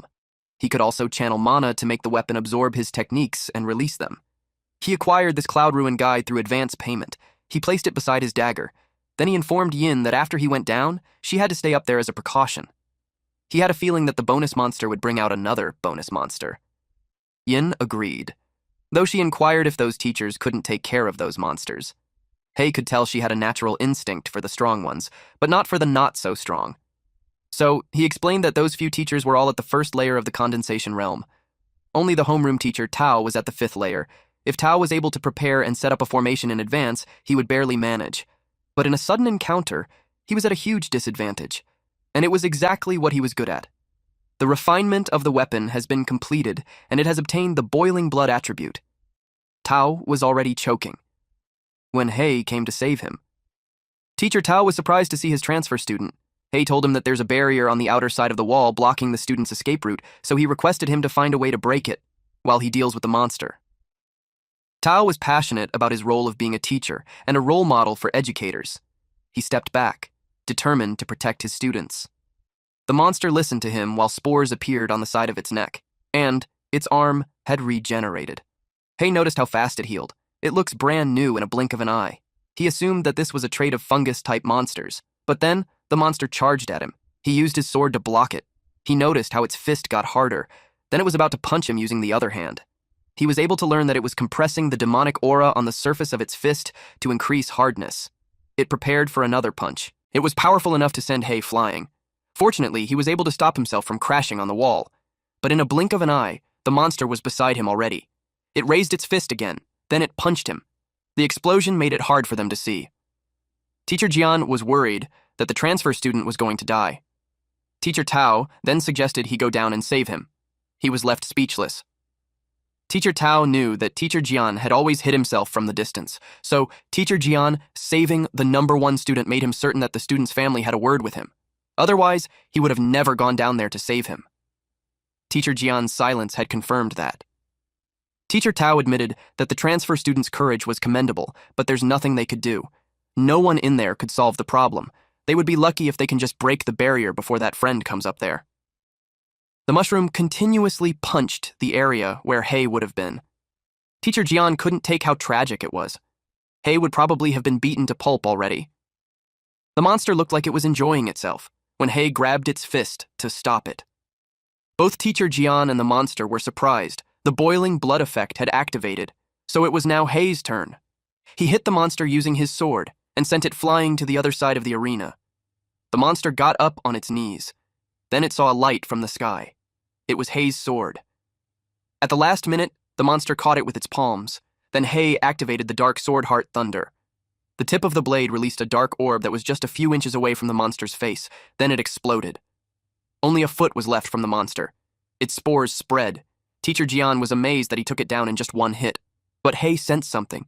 He looked at the sky and saw another monster there. It was almost the same monster, except this one had a large eye on the mushroom cap, and the mushroom cap spinned away from its head. Then the mushroom cap released some spikes. It formed into a missile and rained down on Hei. Hei braced himself for the incoming attack. The monster showered them with missiles. All of the other students panicked and ran. There was a barrier outside, so they had to run in any direction. Hei made a hand gesture to activate the stolen golem shield formation. The students were worried since the area of effect was wide. There was no way they could escape. One of them was about to be hit. It exploded near the student's face. It was a huge explosion, and it created a domino effect. The other missiles exploded simultaneously. The student braced himself, but to his surprise, he was safe. They celebrated that they're still alive. At the same time, they were curious on who set up such a large-scale defensive formation. It was a massive formation that drained so much magical power and cultivation. They already knew that person would be one of the top students for that year. The shield was all over the place.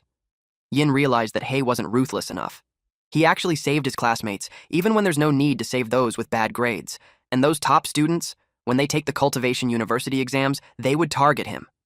Hei's magical power was almost depleted, but he assumed it was the same for the mushroom cap in the sky. It disintegrated. The monster grits its teeth, and then it disappeared. It showed up beside Hei. Hei immediately kicked his sword towards him and jumped before the monster landed its punch. He created a distance between them. But in a blink of an eye, the monster was already behind him. He countered its punch using his sword. His sword emits black static, and he swung it again. It beheaded the monster and made its body step back. In no time, the head regenerated, and it was good as brand new.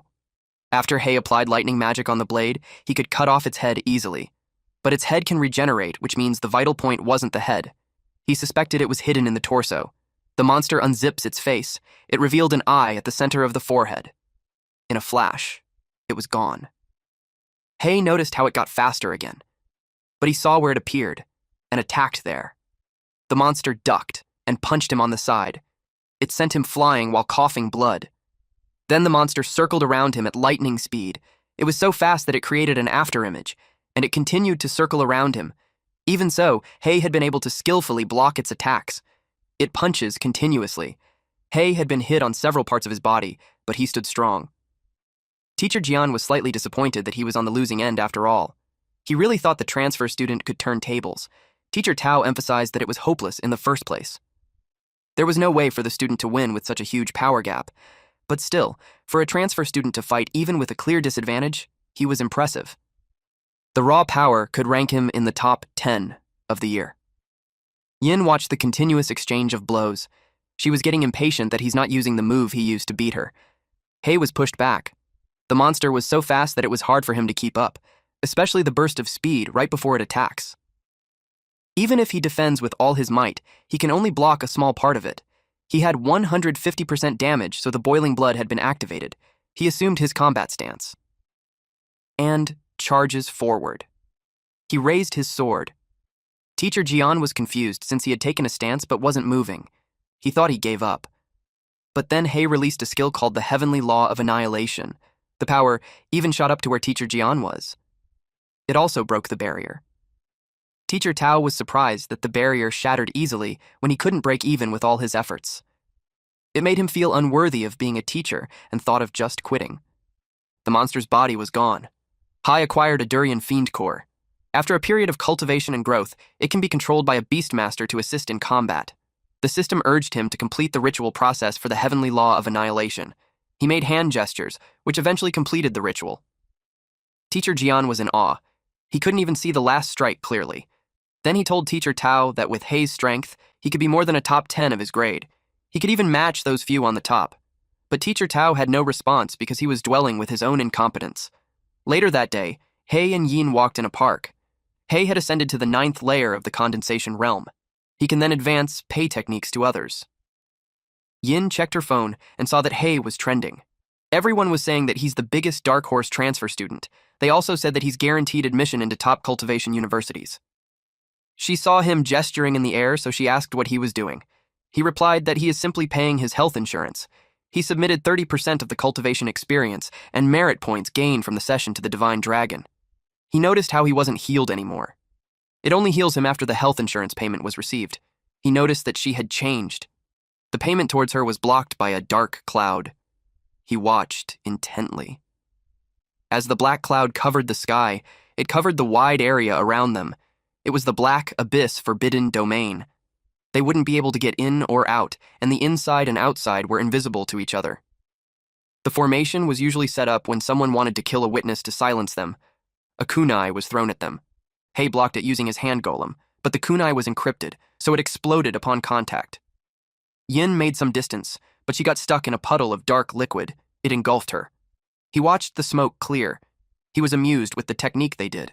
They had imprinted a small-scale explosion formation onto a kunai and used an incessant battle mansion technique to drag a disciple inside. Hanako charged at him. She swung her sword and he blocked it using his sword. She swung it again. It hit his hand. But he saw that she used the back of her sword. Then he dropped his sword. Hanako jumped and created distance between them. He asked her if she did the whole maneuver just to snatch his weapon. She replied that her father ordered him to kill since he's a competitor towards her path to higher education. But she doesn't like doing things that way, so she planned to take his weapon and report back that he's dead, on the condition that he leaves the country and gives up any thoughts of college entrance exams. Otherwise, as long as he appears in school and in top rank, the people from the Ying sect won't let him go. Her sword glowed. The system informed Hei that the post-payment mission for the Weapon Cloud Ruin Guide has been triggered. A battle of supremacy then commenced. Both of them started being enveloped by a dark smoke. She asked him what was happening. She jumped and settled on a branch. Her eyes widened. When she saw a different place, she jumped to the roof. She was puzzled how she ended up there. Hai explained that it was the realm of past reflections. It was a secret realm where one can only view past memories but cannot interfere with them. The blade was advanced and it connected to her, so she immediately triggered the post-payment mission after taking it. The post-payment mission forcibly pulled them into the realm of past reflections. She saw that the stolen blade had disappeared from her hands. He told her that the original body of the advanced paid blade should still be in the secret realm. If they don't find it, the blade would not return to his hand. They heard someone singing. The song was familiar to her. She saw someone running towards the house. It was Hanako when she was still younger. Once she reached the door, she announced to her dad that she had arrived home. Her eyes widened in shock. Everyone inside was dead. She cried out to her big sisters and brothers. She saw her mom with a sword on her torso. Then someone noticed her. It was the senior brother. She was confused why he's wearing the clothes of the Ying sect. She asked him what he was doing. He had a creepy grin as he approached her. Back when Hua was just at 5th grade elementary school. Xianhui jumped on the branches, then she threw knives. It all landed at the target. It was bullseye. Then she jumped back down. A woman on the branch told her that her technique was better than her when she was her age. It was her big sister. Her name was Hua Qianjing. She informed her that she missed one, the target behind the other tree. Qianhui threw a knife at it. Qianjing was surprised at what she did. She threw a second knife to make the first one change direction mid-air. Then the knife hit the target. She released another knife, and it hit the tree. The impact was so powerful that it created a hole. Qianjing took a closer look. It was unbelievable. Qianhui forced the knife from behind. She wanted to know if she hit the mark or not. Qianjing informed her that she passed, and since it was getting late, they decided to go back. Qianhui informed her dad that they're back home. Her dad pats her head and asks how her practice was. She shared that she hit all the targets, even the one from behind the big tree. While they were conversing, someone slashed wood. It was Hua Zheng of the Hua clan. She noticed how his blade techniques had improved again. Qianjing asked their dad if he was really going to teach him the family's iron wall blade technique. Their dad admitted that he was considering it. Although the boy was not from their lineage, he had been with them for 3 years. And from his observations over the past few years, he was very polite and simple-hearted.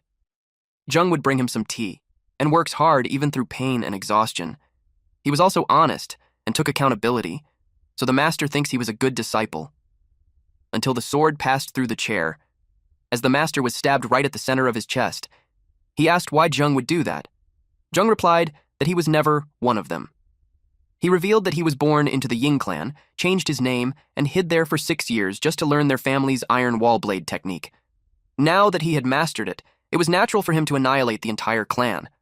The master threatened him that even if he stabbed him, the others were in the courtyard, and they wouldn't let him go unscathed. Someone grabbed on the door.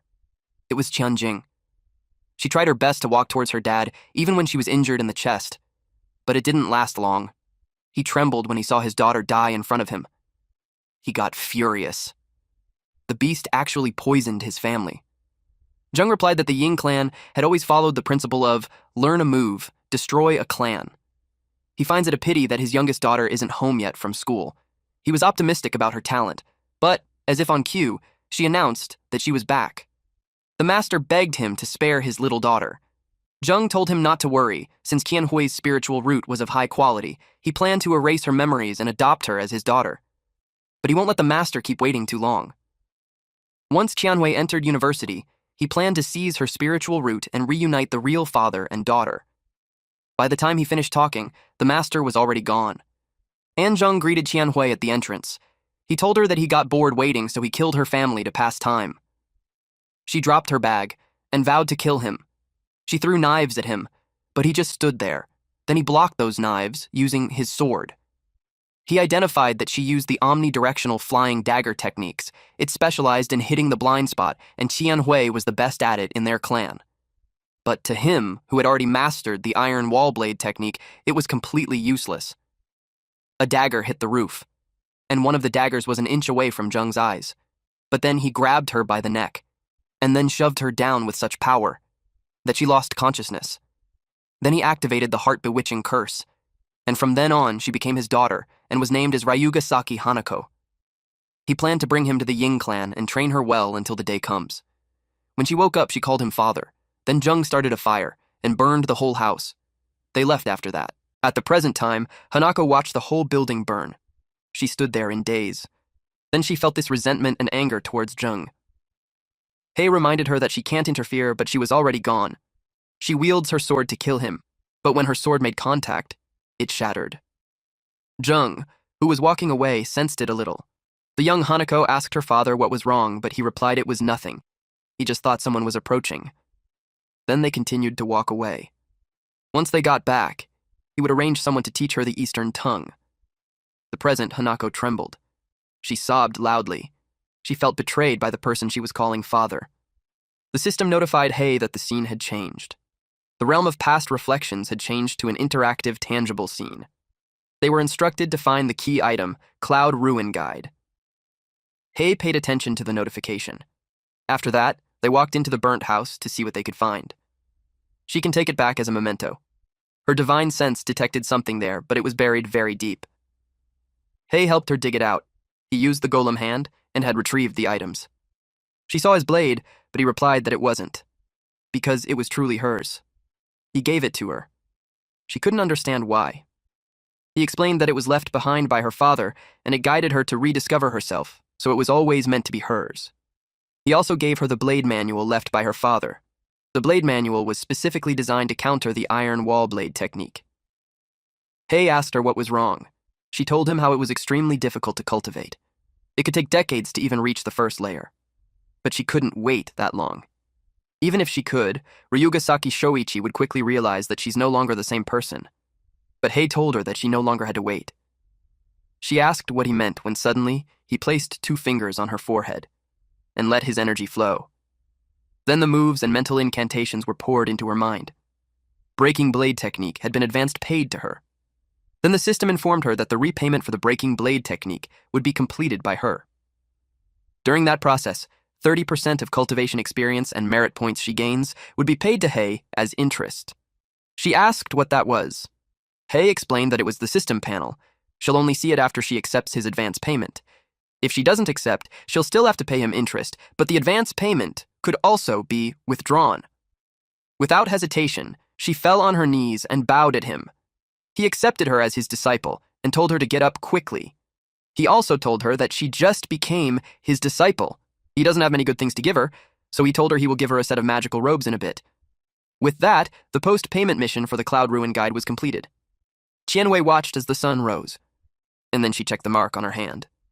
Hei explained to her earlier that with the blood curse, they had become master and disciple linked by a single health bar. From then on, any damage she would take will be endured by him, her master. He also reminded her that the blade has a boiling blood effect. The more damage she takes, the stronger her attack power becomes. Someone asked her why she was in a daze. Kaku told her that their father was talking to her.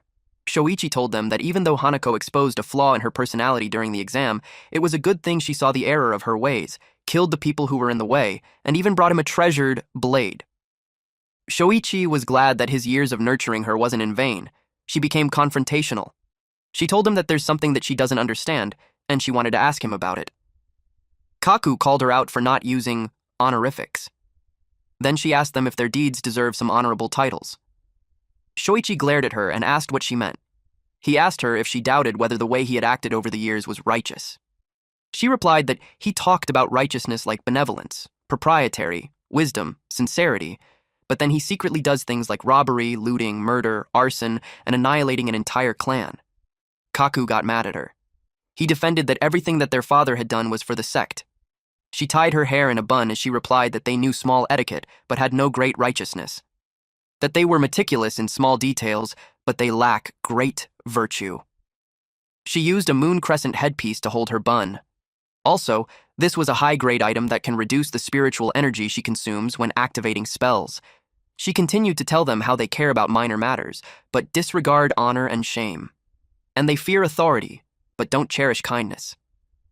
She removed her clothing and revealed a horse-face magical skirt. It increases the power of spiritual energy activated moves by 30%. Plus, the outfit automatically repairs itself by absorbing spiritual energy.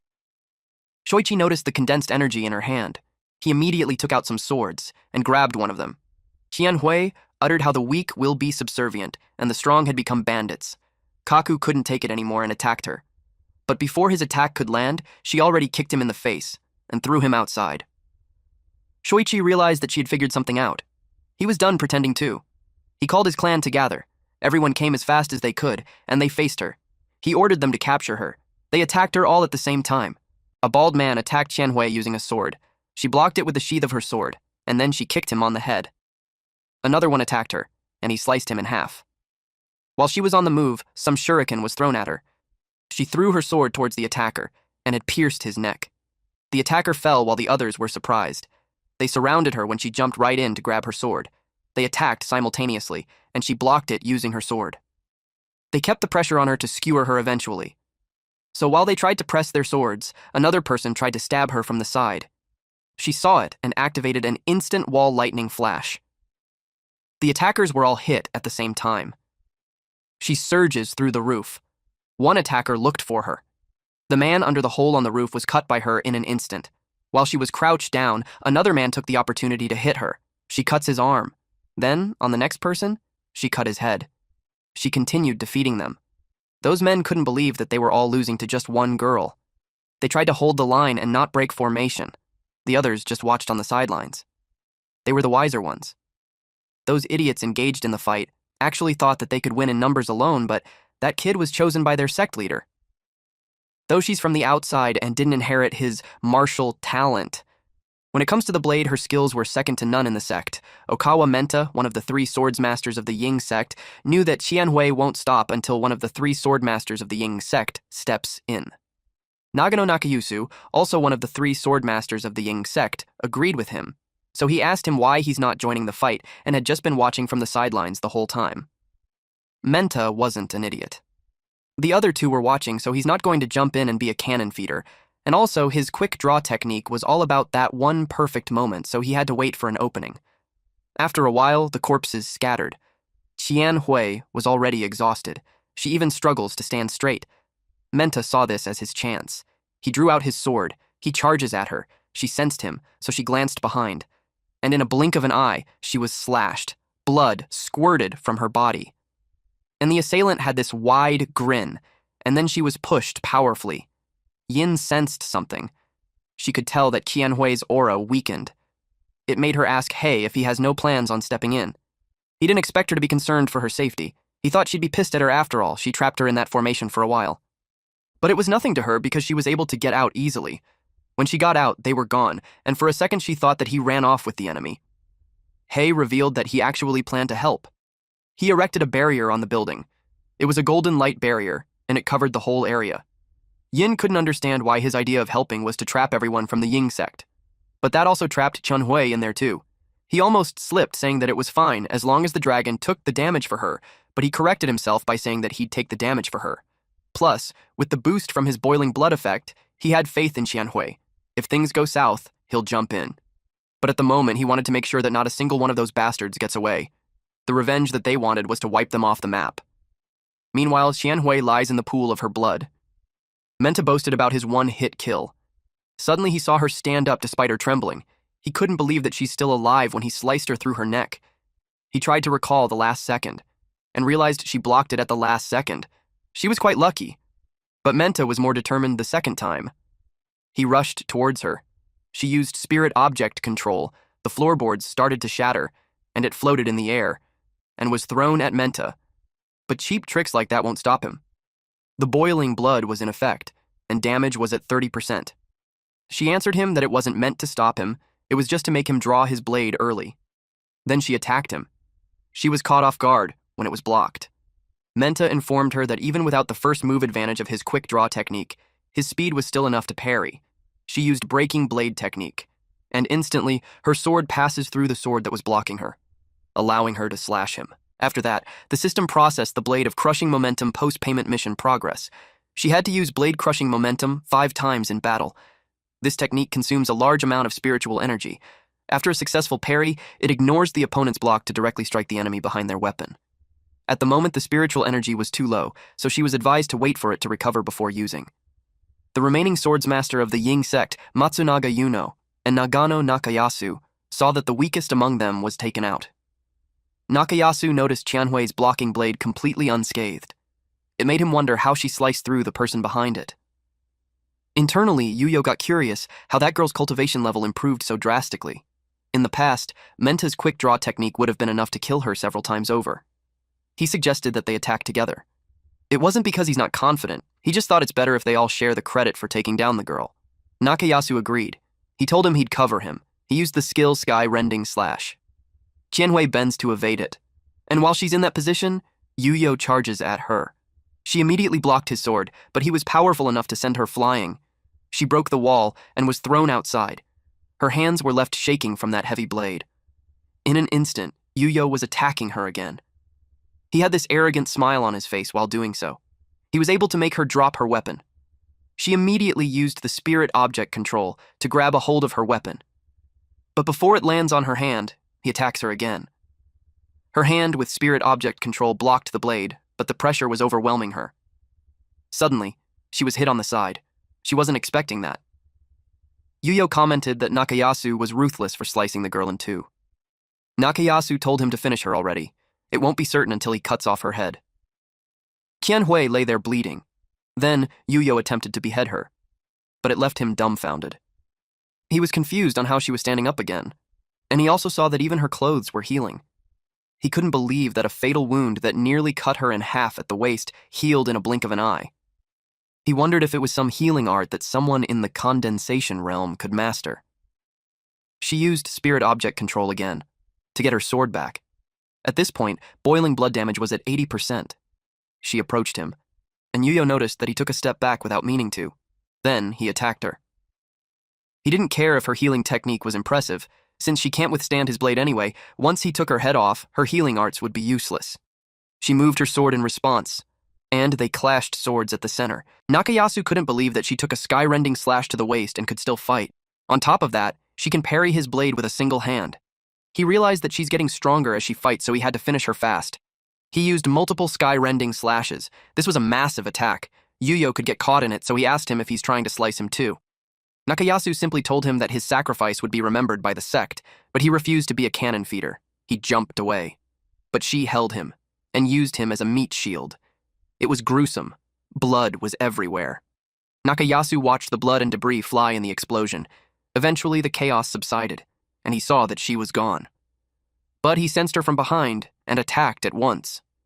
She bent her body to evade the slash. Her hand hit the ground, and by then, she had recovered her spiritual energy. The blade of crushing momentum became available. He blocked the sword. He acknowledges that she was pretty durable, but he was confident in his sword skills. But then, her blade cuts through his sword. He didn't expect that. He got sliced lengthwise in a blink of an eye. Post-payment progress for breaking blade technique was 5/2. Qianhui glanced behind her. A man clapped and praised her for her excellent work. This man, who claimed to be her father, was quite pleased that she had improved quickly. It was Ryugasaki Shoichi. Seeing him irritated Qianhui. Without hesitation, she attacked him while expressing that he made her sick. He blocked her sword, and then he threw a blade at her, in which she evaded by bending so low. After that, he prepared several blades floating in the air. He was proud of his wise move of learning the iron wall blade technique of her clan and then wiping them out. Now he's the only one in the world who possesses the technique. She commented that his wide grin was practically splitting his face in two, but he didn't care. With a furious expression on her face, she warned him to hold that disgusting smile because she would slice his head open along that grin, and she didn't want to mess up the cut. She moved quickly. He blocked her attack with several blades moving simultaneously. She continuously attacked, but his moving blade created a shield that protected him. The blades moved in a rapid, circular motion. And that cuts her everywhere. The automatic defensive formation barely uses any of his spiritual energy. He was confident that she couldn't scratch him no matter how hard she tried. She warned him that the harder she attacks, the more she'll get hurt. He tested on how long she could keep that up. She used a breaking blade technique and slashed his blades. Because of that, she was able to get close to him. He blocked her sword using her sword. Post-payment progress for breaking blade technique was 5/3. Just as he thought, her move could only pierce his guard once. He had been watching her for a while now, so he got her all figured out. He unleashed several blades again and directly hurt her. She laid on her pool of blood. It seemed like she was unconscious. Someone watched her through the teacup. The cat informed Divine Dragon that the new life leech on her was about to die, and then he saw her face. She was bleeding like crazy. She told him not to make a big deal out of it since it was just a little blood. The cat was shocked because blood gushed from different parts of her body. He questioned if that would be really called just a little bit. He understood that she's using that girl. But the way she's taking all that damage for her was too much, so he could tell that she's cooking something big. She replied that it was a trade secret. Back to the fight, Shoichi was shocked. Because Qian Wei was up again. She saw his reaction and reminded him to keep that wide smile. He was more determined to mince her into pieces this time. The system notified that the boiling blood was in effect. Damage was 170%. Her sword had concentrated power on it, and she charged at once. She bypassed his blades, but he still managed to move it in time and block her sword, and then he counterattacked. She swung her sword and hit him exactly on his mouth. Just as she said earlier, she cut him down right at his mouth. She used a breaking blade technique duet, and half of his head went flying while blood gushed out from his body. The post-payment mission for breaking blade technique had been completed. It was now at 5/5. She watched his body fall. A man hiding behind a pillar saw it happen. This was the son of Shoichi, Ryugasaki Kaku. He thought his father's iron wall blade technique was an absolute defense, and yet she had beaten him. He didn't dwell on it that much and ran away. He thought of himself as the sect leader now, so he planned to get out of there, get some help from the main Ying sect, and come back to butcher her. He doesn't care if she's Hanako or Qianhui or whatever her name is. He followed the saying, "Those who retreat today may live to fight again tomorrow." Unexpectedly, he stepped on a magic circle. It is an annihilation trap. A fire tornado engulfed him.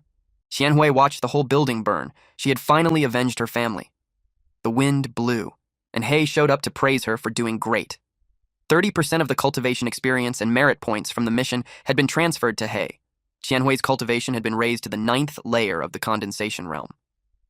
Hei's cultivation was maxed out for this realm, and he could now advance pay for the golden core realm. Qianhui informed Hei that the magical robe won't auto-repair anymore. He told her that it was just because she's low on spiritual energy at the moment. He unlocked the shop for her so she could advance and pay for a new outfit for herself. She thanked him for that. She took one that had similar style and stats. But she admitted that she couldn't pay the post-payment of 500,000 yuan. He assured her that it wasn't a problem, since before she burned down the Ryugasaki estate, he had already cleaned out their valuables. He just used their legacy to cover the cost. Suddenly, Hei had goosebumps and he felt a murderous aura. It was from Yin. She was furious that he has his favorites. She was his first disciple, but she didn't get anything.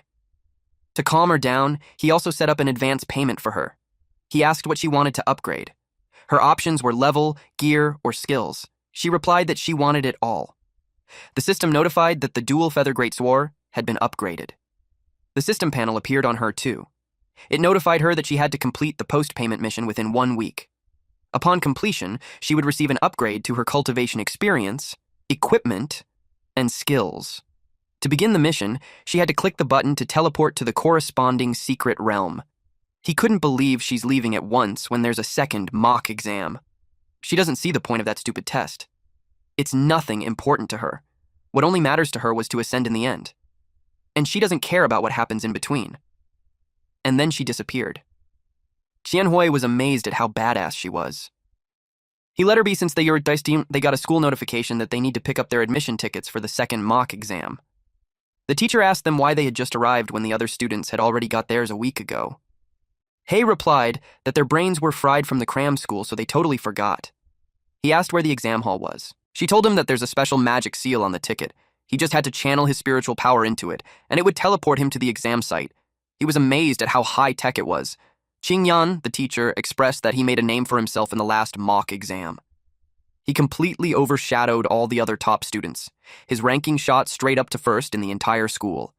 He replied that he just got lucky. She informed him that the exam would be among 10 schools, so the competition would be fierce, and he would run into some ruthless people who would do whatever it takes, so he had to be careful. The next day, Qianhui inquired if they would be on the same exam site. Hei had no idea because the sites were randomly assigned. He wished him to be safe and they'll see each other on the finish line. And then he left. The magic card glowed. Then he found himself in a forest. He wondered if that place was the secret realm. Giant Wood Forest. He read about it in the exam syllabus, but seeing it in person, the trees were way bigger than he ever imagined. A drone flew to him and notified him of the beginning of the exam. Somewhere in the forest, a shadow was cast over a student. It was from a hungry 5th-layer spirit guiding realm, Bear Fiend. The bear attacked him, and he responded with a punch. The bear was blasted away. It hit the ground, Meanwhile, in another place, one more bear became someone's punching bag. This student was Chibin number 6, middle school 3rd rank, Lai Junhao. The blonde cheerleaders celebrated him. He boasted that those monsters just served as his warm-up. He thought that he only lost to Hei in the first mock exam because he was careless, but he was confident that he wasn't any weaker than him. Suddenly, he felt a presence. It was from a 6th layer of the condensation realm, glasses, bear, fiend. He saw the ferocious eyes and the scars all over its body. He could tell that it was a total badass that clawed its way to the top of the food chain. Its aura was just as intense as the mushroom fiend. The blondes hid behind a boulder. They were impressed that he's facing such a strong fiend. But little did they know his legs were trembling. He actually couldn't move his legs. He didn't realize that his PTSD from the previous exam was really bad. But then, the bear sensed something, and it started running away. Junhao wondered why. And there he saw our MC pass by him. The gust of him that Hai left threw his balance off. He couldn't believe that he just saw him. Hei was thrilled to chase after this cute little bear. It was like our boy was enjoying hunting these deadly bears. In the forest, there was a tree with a hole, and bloodstain was around it. Even some debris had blood on it. It was evident that there had been a fight. Junhao noticed something on the shrubs. What he saw made him pale. Behind that shrub were the corpses of several fiends. There were almost a dozen elite fiends, all at the 5th and 6th layers of the condensation realm. Hei wiped them out like they were nothing. He realized how naive he was for thinking that he could compete with him. Through mana projection, the scoreboard was displayed. Subject 2 was about to commence, so the examinees were told to prepare. At the moment, there were 100 over 72 examinees. The current rankings showed Zhang Jishi from number 1 middle school had 200 points, followed by Hei Xin of number 6 middle school who also has 200 points. On the 3rd place was Yu Ping from the 8 middle school with 198 points, Hua Qianqian of number 6 middle school with 186 points, and on the 5th place was Modin of number 7 middle school with 180 points. Yu Ping, from the number 1 in the number 8 middle school, couldn't believe that some people actually managed to turn a freebie monster into a suicide mission. Only the top 10 from each school were allowed to take the exam. He thinks they were a disgrace to their rank. He asked a beautiful lady, Xianhui, if she would agree. She simply ignored him and jumped to a tree. He used a ground-shaking technique. Then he chased after her. He watched her during Subject 1, and he could tell that she had a ton of potential. He asked if she thought of joining his family's sect. With her talent, he wanted to take her as his disciple as soon as he got qualified. That guy was stealing her kills earlier, and now he had been following her. She's getting annoyed at him. The Subject 2 had begun. Several armor-piercing bear claws were hidden throughout the field. They were tasked to collect 10 to synthesize an armor-piercing spear, which would greatly increase their chances of defeating the boss fiend. A guy on top of the tree commented that they made things so complicated when the boss fiend was just on the mountain peak. He used wind control wind-stepping technique. This guy was Modin, the number 1 from number 7 middle school. He was a once-in-a-generation genius from the Mo family. He could ride the wind without even being in the golden core realm. He thinks he wouldn't need some armor-piercing spear. He went to the 10th layer condensation realm, sand-rending black bear fiend. He thought that the boss would be tough, but it was just as the same realm as him. He used wind control, stone-shattering astral wind, and he engulfed the monster in a tornado.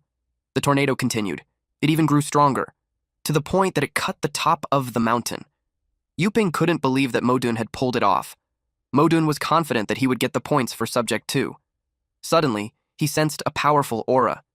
He immediately fled. The bear jumped towards him. He turned pale when he saw that it was completely unharmed. He tried to block it using wind control, wind wall. But the bear blasted him away. He was falling fast.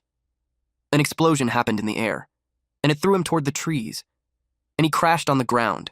He was badly injured. The bear followed him. Yuping called him an idiot for trying to brute force the problem without reading the instructions. And now he even dragged the boss down there. But fortunately, it looked like it had no intention of attacking on its own. The armor-piercing bear claws were on the boss, but they needed to kill it. The mechanics were kind of messed up. The bear showed its claws. Suddenly, Yuping remembered some of the other elite bear fiends carried what he needed. It was pretty rare, but if he started searching, he thought he might have a chance.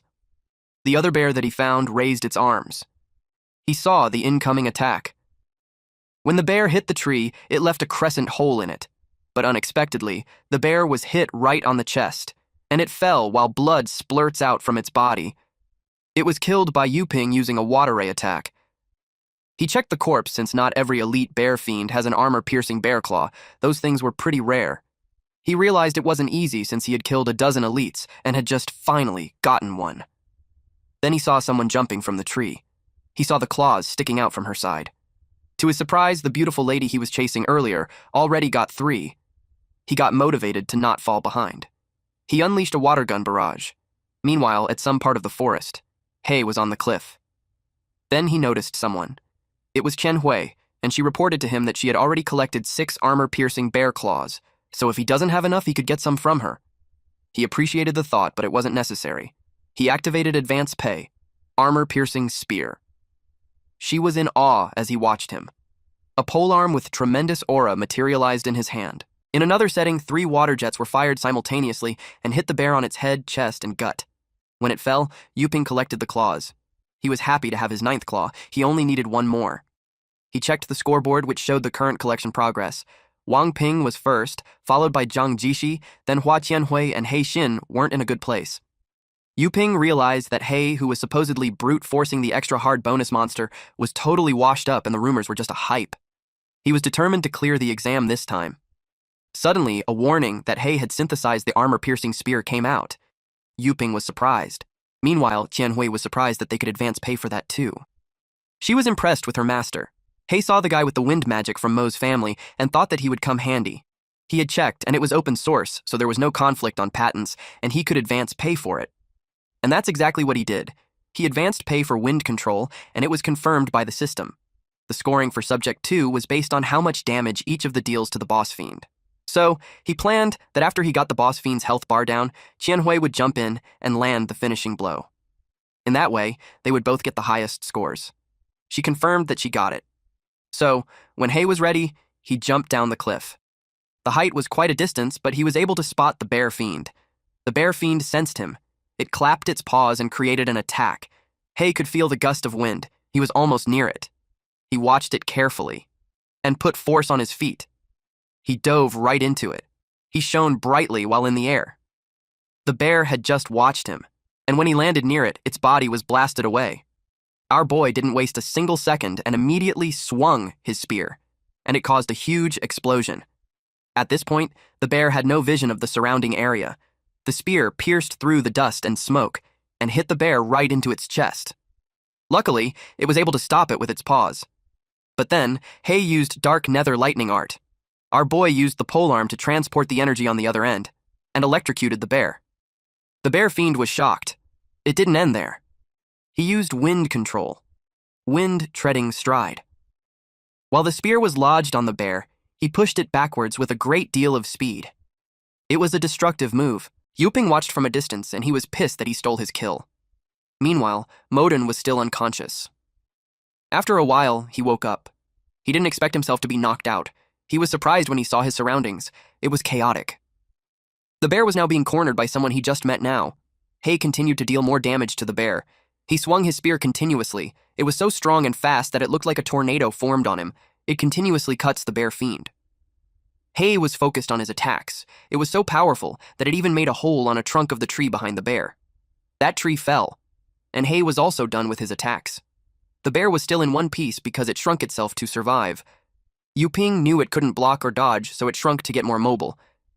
He wanted to see how Hei would deal with this. If he couldn't do it, he planned to step in and claim the prize. Hei had no problem hitting the bear, despite its smaller size. He scratched its forearms when it tried to block the spear. Then the bear prepared for a counterattack, and Hei blocked its fist with the handle of his spear. It may be smaller, but its attack power was still insane. It formed condensed chi armor on its arms.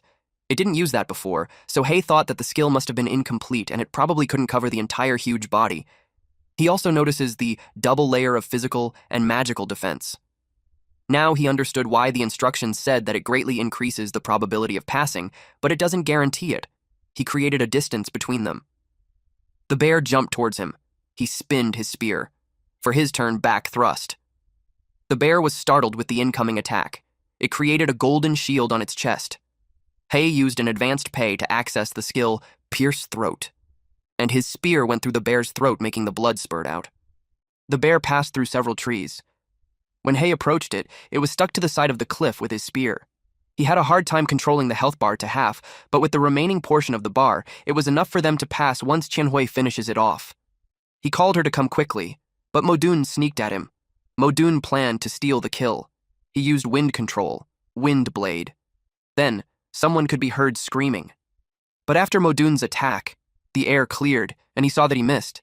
Qianhui had taken the bear to the air with her, then she attacked it using wind control demon slash, and the split strike bear demon was eliminated. She used object control and wind control, which was unrecognizable for others. Modun was annoyed that there were so many who knew how to use wind control. He thinks that those lowly people were not worthy of using the same advanced magic techniques as the Mo family. He accused Qianhui of taking advantage of him when he had a quick nap. He thinks that the remaining health bar of the bear was supposed to be his. Qianhui mocked him by pointing out how he didn't mention how he fell asleep. It made him angry. Mo stated that, out of the many examinees, the 2 students from number 6 high school were the lowest class, with no sect background or whatsoever. He couldn't find any connection between them and any prominent figure. So, he thought that if he killed 2 cultivation notices, the examiner wouldn't even say much. Qianhui watched him speak and paid attention to the split, disgusting corner of his mouth. It reminded her of Shoichi. Without hesitation, she activated the execution line, and she rapidly got close to him. But then, Hei reminded her not to kill other examinees in the examination hall. Modun finds it funny that a low-class person wants to kill him, a genius. He used a wind control wind shield. She hit the wind shield. Modun infused that with his magic power so its defensive effect was indestructible. But Qianhui was able to break through it. It was like she teleported inside the shield. Mo knew he's fucked. His jaw dropped. He asked how she was able to get in. Qianhui simply sighed. Then she twirled her sword, and then hit him on the stomach. He started falling at a rapid pace. Then he hit the trees and crashed on the ground. Hei approached her and admitted that she scared him. He really thought that she's going to skin him, but luckily she used the blunt side of the sword. She knew that there were invigilators watching in the examination hall. Killing other examinees would cause trouble, but she was glad to have memorized the execution line. After that, the mock exam ended.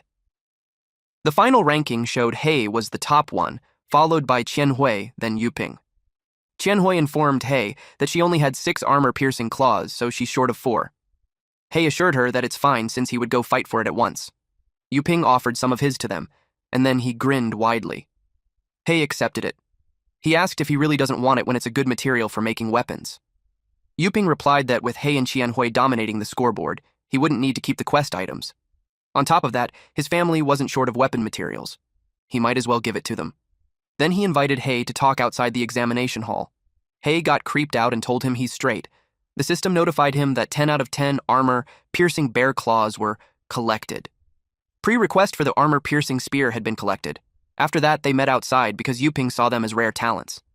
He elaborated more on that. He told them that whether it's going to college or joining society later and becoming a social animal, the ultimate goal was to join a large sect. Normally, modern sects wouldn't directly recruit high school students, but he presented them a once-in-a-century opportunity that can save 50 years of detour. He is a son of the sect leader of the body forging sect, one of the 10 sects in their time, and he was destined to be the successor of the sect in the future, and he extended his sincere invitation to them. Hei straightforwardly told him that they already had a sect. That petrified him. Hei explained that Qianhui was his disciple, and Qianhui informed him that he is her master. He was disappointed, especially because it was such a waste of his passionate speech. He asked for the name of their sect. Qianhui was also meant to ask the name of their sect. She encouraged him to say it out loud. Hei sweated a bucket. Turns out, he forgot to register the sect. Upon hearing that, Qianhui's soul left her body, and Yuping bursts into laughter. He laughed so hard for a period of time. After that day, Hei went to the sect comprehensive office. Modun saw him through the camera screen. He had a neck and arm brace from the injuries that he had, and when he saw Hei, it made him so angry. Hei entered the building and heard people talking about how smooth the registration was. He was assigned to Gate 7. The office clerk asked him what his business was. He expressed that he wants to register a sect. The office clerks asked his name. He gave him his full name, Hei Xin, and it made the office clerk pale. The office clerk asked if he had any recommendation letter from a major sect. Hei didn't have one. Then he was asked if he had reached the Golden Core realm yet. He replied that he was just about to. But the office clerk concluded that answer as a no.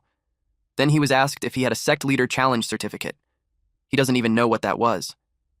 It was explained to him that he had to enter the designated secret realm as a secret leader, complete the challenge, and get the sect leader challenge certificate. Hei insisted that the office clerk had to let him register the sect first so he can be a sect leader to do the challenge. But the office clerk was rude and firm that he had to finish the challenge first before he could register. Hei was furious. Even when the office clerk was firm, deep inside, he was so nervous. So he was relieved when Hei left. He really thought Hei would run amok. It was scary for him because he was a 10th layer condensation realm cultivator. Suddenly someone spoke that there's no need to be scared of a low life. It was his cousin, Modun. Modun claimed that it didn't matter if Hei was a 10th layer condensation realm when he still lost to him during the second mock exam. But the office clerk doubted that, seeing that Modun had this neck brace and an injured arm.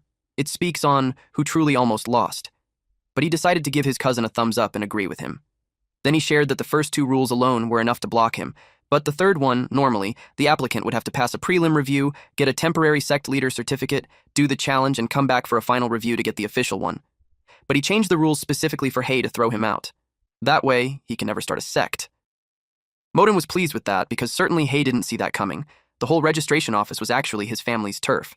Since Hei crossed him, he planned to make his life a living hell forever. That night, in Hei's room, Hei asked Qianhui what were the prerequisites for breaking through to the Golden Core realm. She explained that he had to be at the 10th layer condensation realm, which he already was. And he also needs to take a blazing flame mushroom and chill bone herb. Both were super rare herbs. He had to go to a high-level secret realm to harvest them. He searched online on which sect leader challenge locations also have the herbs so he could finish it in one shot.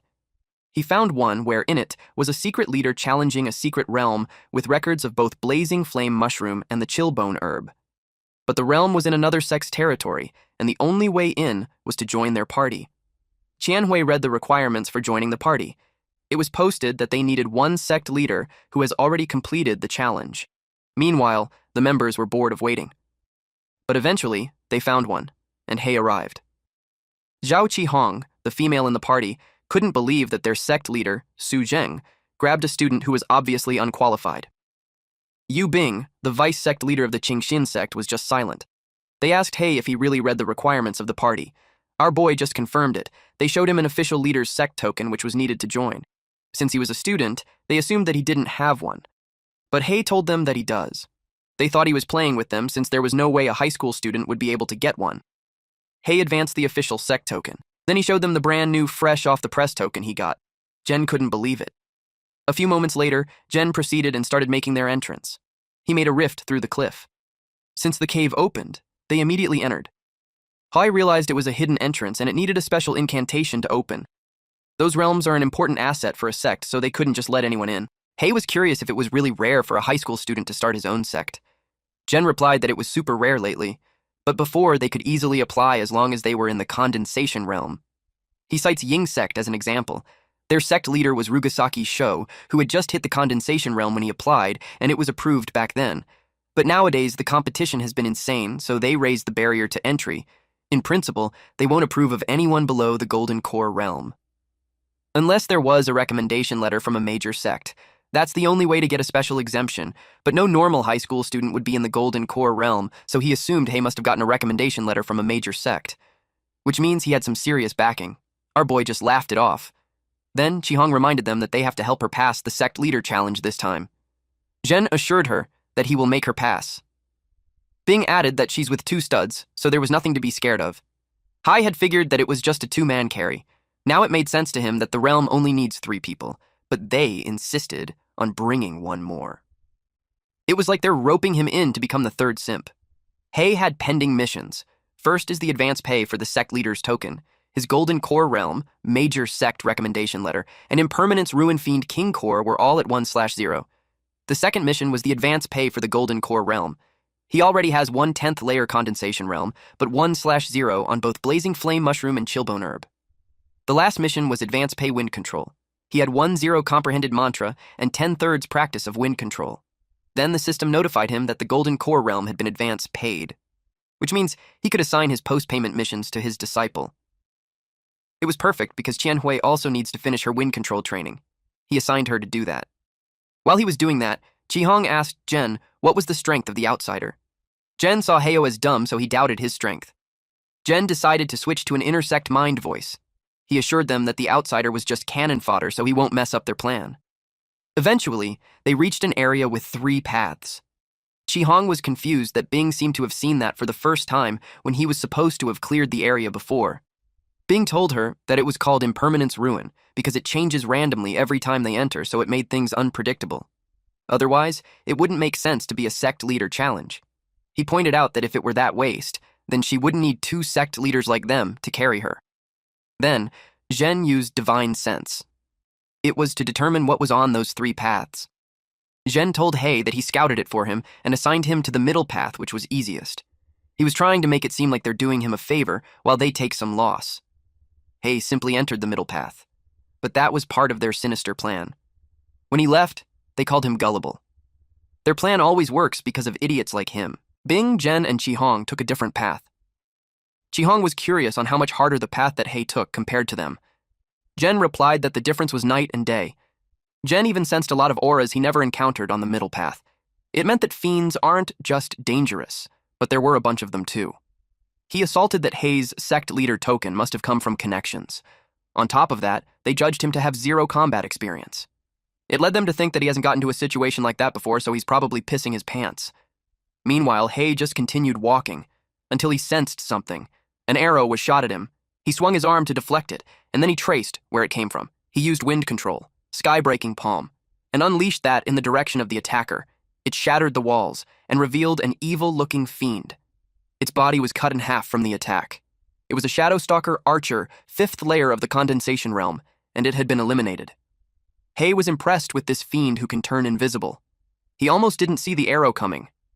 But the good thing he advanced paid for the Golden Core Realm.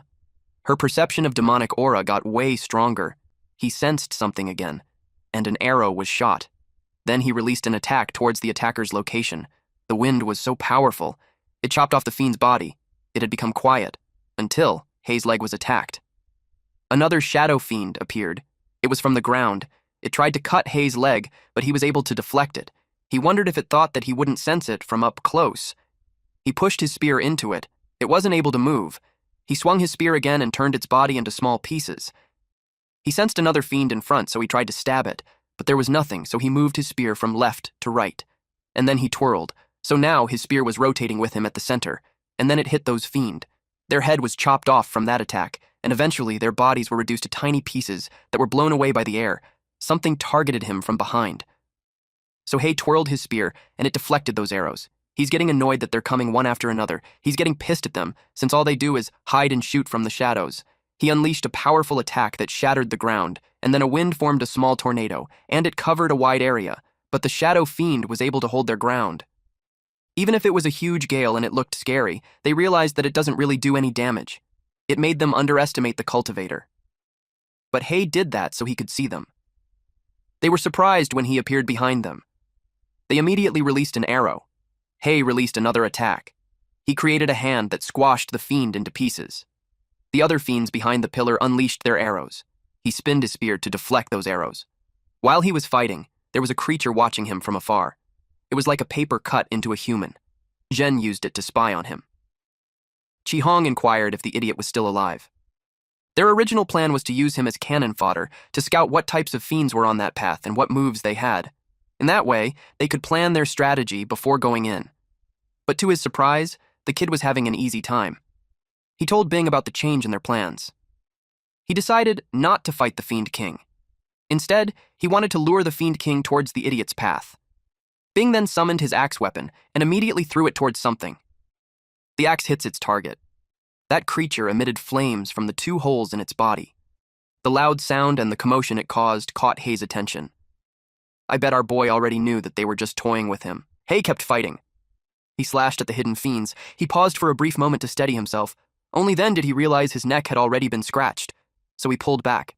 He moved so fast that when he landed on the other side, droplets of his blood were still hanging in the air. He hadn't even noticed the fiend until it grazed his neck. He knew immediately this wasn't an attack from an ordinary mook. If he had been even a little slower, his head would have already rolled. He swung his spear in a wide, circular motion, creating a protective barrier. The ground shook, and the fiend burst forth from it. He saw it, but it was too fast. Suddenly, a massive rock arm erupted from the ground. It reached out to seize the fiend midair as it leapt away. Electricity crackled along the arm. At the same time, the fiend attacked from behind. It kept slashing at the barrier. The sharp ringing pierced his ears, forcing him to yell for it to stop. Our MC then released the dark nether lightning, and it exploded. Several more explosions followed, but the fiend managed to evade them. Even the dark nether lightning couldn't touch it. It was the fastest fiend Hay had ever fought. The fiend realized the shield was tough and its normal attacks weren't doing anything. If it couldn't break through from the outside, then it would attack from within. It used stealth again and completely vanished. Hay noticed it was gone, until a blade pierced up from the ground inside the barrier. Our MC was definitely caught off guard. The strike cut straight along his sagittal plane. It looked like an instant kill. The fiend was pleased. Just as it had expected, the barrier's only weak spot was directly beneath Hay's feet. But then, it froze. Hay's body turned into a stone doll. Only then did the fiend realize it had fallen into a trap. It immediately dove back into the ground, but its head was nearly severed before it could escape. It was forced to retreat. The fiend realized that Hai had deliberately left the ground unprotected to lure it in, but fighting in such a cramped space against a spear was no different from begging to die. That said, Hai never planned to defeat it with a weapon. He activated the 10,000 refined steel and stone skin techniques. The fiend mocked him, challenging him not to drop the barrier and flee once he started losing. The fiend charged, and again, till Hay grabbed its arm. It retaliated with a punch, but Hay managed to block it. Then he charged forward as it continued slashing at him until it dropped its dagger. Hay spotted an opening to punch it, but it vanished. He taunted it, saying it was going to lose. He even asked if it wanted the barrier dropped so it could run away. The fiend lurked behind him. In its mind, it cursed Hay and imagined tearing him to pieces. Still, it was smart enough not to fall for the taunts. It chose to stay hidden, knowing it couldn't gain the upper hand. Its wind technique was useless, and Hay's stealth control was superior. When it refused to come out, Hay condensed a ball of energy. The fiend couldn't believe he planned to use something like that in such a confined space. He could get blown up too. Hay dropped the ball of energy and unleashed a violent explosion. The fiend's left arm and right foot were gone. It had poured all its demonic aura into defense, yet it was still mangled that badly. It expected Hay to be in terrible shape as well, and with the barrier down, it planned to hide again. But to its shock, stealth no longer worked. Hay grabbed its hair. "Don't run," he said. "We're not done playing yet." The fiend couldn't understand how Hay was completely unharmed. Our MC then focused his energy into his fist. When the explosion was triggered, Hay immediately activated the stone shield technique. But he didn't come out unscathed. His wounds began to heal. He knew this was the Dragon King's work again. The fiend wondered how Hai was still completely unharmed. Hai pulled its hair. Suddenly, he was attacked by a golden core realm blazing flame mushroom fiend. It unleashed a massive stream of fire breath. Everything in its path was incinerated. When it finally stopped, the ground was left scorched and smoking. Fortunately, Hay managed to disappear in an instant. He immediately recognized it. This fire-breathing boss fiend belonged to another, much harder, tunnel. He couldn't understand how it had ended up here. Then, his instincts screamed a warning. An icy attack came flying toward him, but he vanished again just in time. Had he been even a moment slower, he would have been frozen against the tree. Hay turned to check the direction of the attack. That was when he realized something was very wrong. The frost boss fiend from the third tunnel was here as well. Hay released his divine sense to satisfy his growing suspicion. His perception spread through the tunnels, and that's when he sensed it. Several people hiding behind the walls. Just as he expected, those scumbags were interfering. He dashed forward and charged straight at the frost boss fiend. The first fiend had begun to heal when it saw Hai rush directly toward it. The frost fiend unleashed an ice attack. Hai dodged it at the very last second. The stealthy fiend was stunned by his move. The ice attack continued flying, straight toward the fire fiend. And it struck. The fire fiend was instantly frozen. Only then did the stealthy fiend realize Hay's plan. He was using ice to kill fire. The fire fiend roared and released its flames, shattering the ice encasing it. A massive fire beam erupted, stretching all the way to the frost fiend's position. When the flames and smoke finally cleared, the two fiends found themselves staring at each other. The stealthy fiend could only curse them as idiots in his head. In that brief moment of distraction, both fiends lowered their guard, and Hay struck, moving at the speed of light. Now that he had their full attention, he raised his middle finger and taunted them.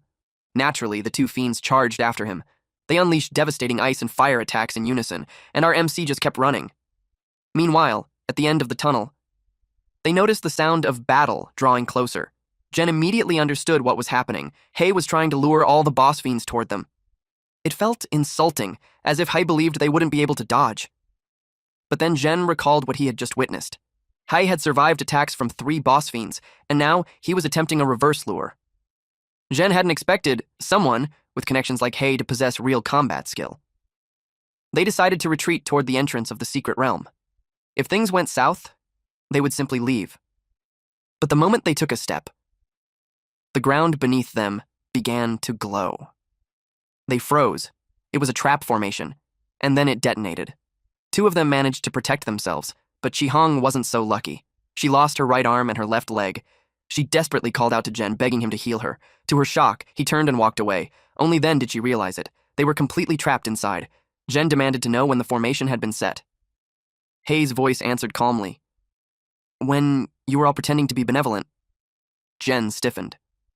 Hei stepped into the trap formation and looked at them. Did you really think I'd trust you completely? Rage flashed across Jen's face. He attacked, activating a light escape flashbang technique. Hei scoffed. How did you know I wasn't done messing with you? His figure blurred as he advanced, paying the cost to activate stealth. Jen's eyes widened, because our MC vanished, and at the same time, a fireball came screaming toward him. It was launched by the fire fiend, which had entered the barrier as well. Jen stood frozen in terror. Before him, a raging, fuming fire fiend. The fireboss fiend spewed flames across the area. One figure leapt away. It was Jen. Chi-Hong begged him to save her. She couldn't move, but the flames swallowed her whole. Tearing a scream from her throat, Jen kept retreating. Then the ice boss fiend locked onto him. He sensed the attack and immediately activated a shield of light. He was forced to defend himself from both sides, left and right. It looked as if he was alone, fighting 2 boss fiends at once. He shouted at Bing to stop standing there and help him. Bing trembled. Jen was dumbfounded upon seeing him.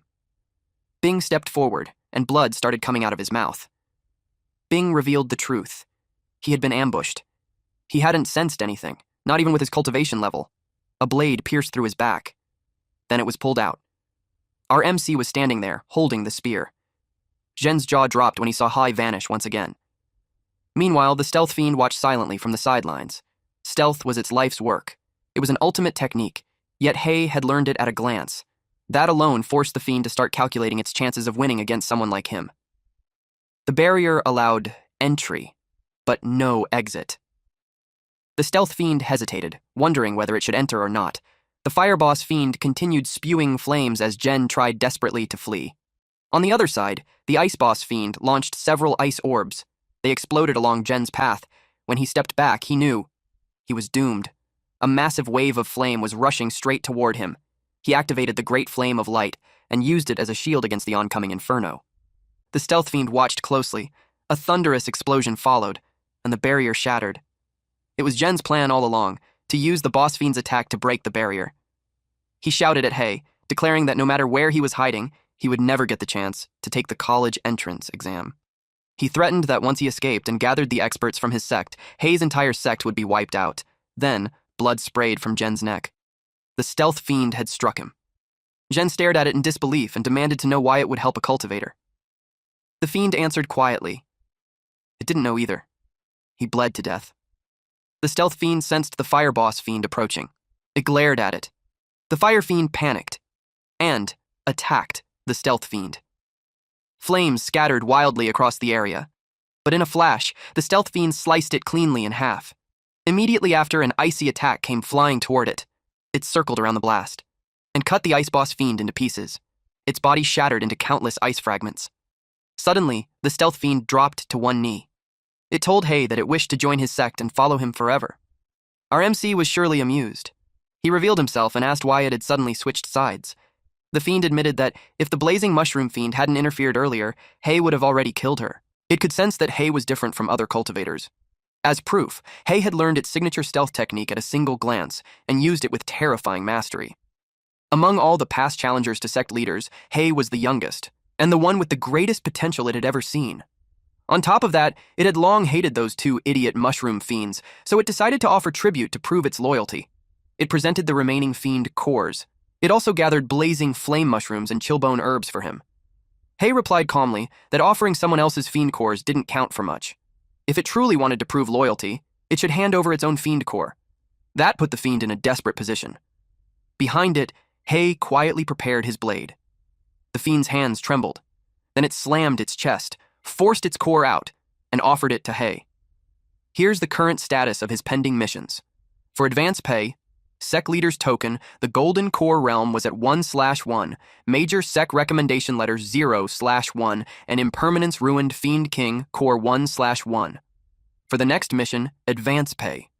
Golden Core Realm. He has 1/1 10th Layer Condensation Realm, 1/1 Blazing Flame Mushroom, 1/1 Chill Bone Herb. Lastly, the advance pay for Wind Control he completed, Comprehend Mantra and 10 out of 10 Practice Wind Control. Early in the morning, someone rang the doorbell. Hei opened the door and saw Qianhui standing there. She had been jogging nearby, so she brought him breakfast. Hei had already given her a spare key. She could have let herself in, but she chose to knock instead. After all, he might have been doing something strange in his room. He was momentarily overwhelmed by her sharp instincts and clarified that he was not doing anything. Then Qianhui expressed that she still feels strange. Our MC, again, cleared that he was not doing anything strange in the room. Still, Qianhui frowned. She said the room definitely felt off. She suddenly spun around and grabbed something. It was an arm. Qianhui was sure that there was a demon at work. The stealth fiend finally deactivated its concealment. It admitted that it only wanted to pat her shoulder and scare her a little. It hadn't even fully suppressed its aura, nor was its concealment technique running at full power.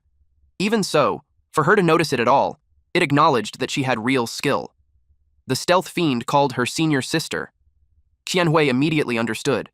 Hei had accepted a demon as a disciple. She sighed and commented that he was truly hungry. Since things had already come to this, she said she wanted to take a bath first. The moment she entered the bathroom, someone knocked on the front door. It was Yuping. Our MC was puzzled by the visit. He quietly instructed the stealth fiend to activate concealment and hide. The one at the door was also a cultivator, and Hei wasn't very familiar with him. He didn't know how Yuping would react if he saw a demon inside. To his surprise, the stealth fiend headed straight into the bathroom. Hei opened the door and let Yuping inside. He asked what brought him here. Yuping handed him a recommendation letter. Our MC was stunned and delighted. He asked how Yuping knew he needed it. Yuping explained that he had heard Hei still hadn't registered with any sect, so he returned home and asked his family for a recommendation letter. Since he couldn't recruit Hei into his own sect, he figured he might as well finish the good deed properly.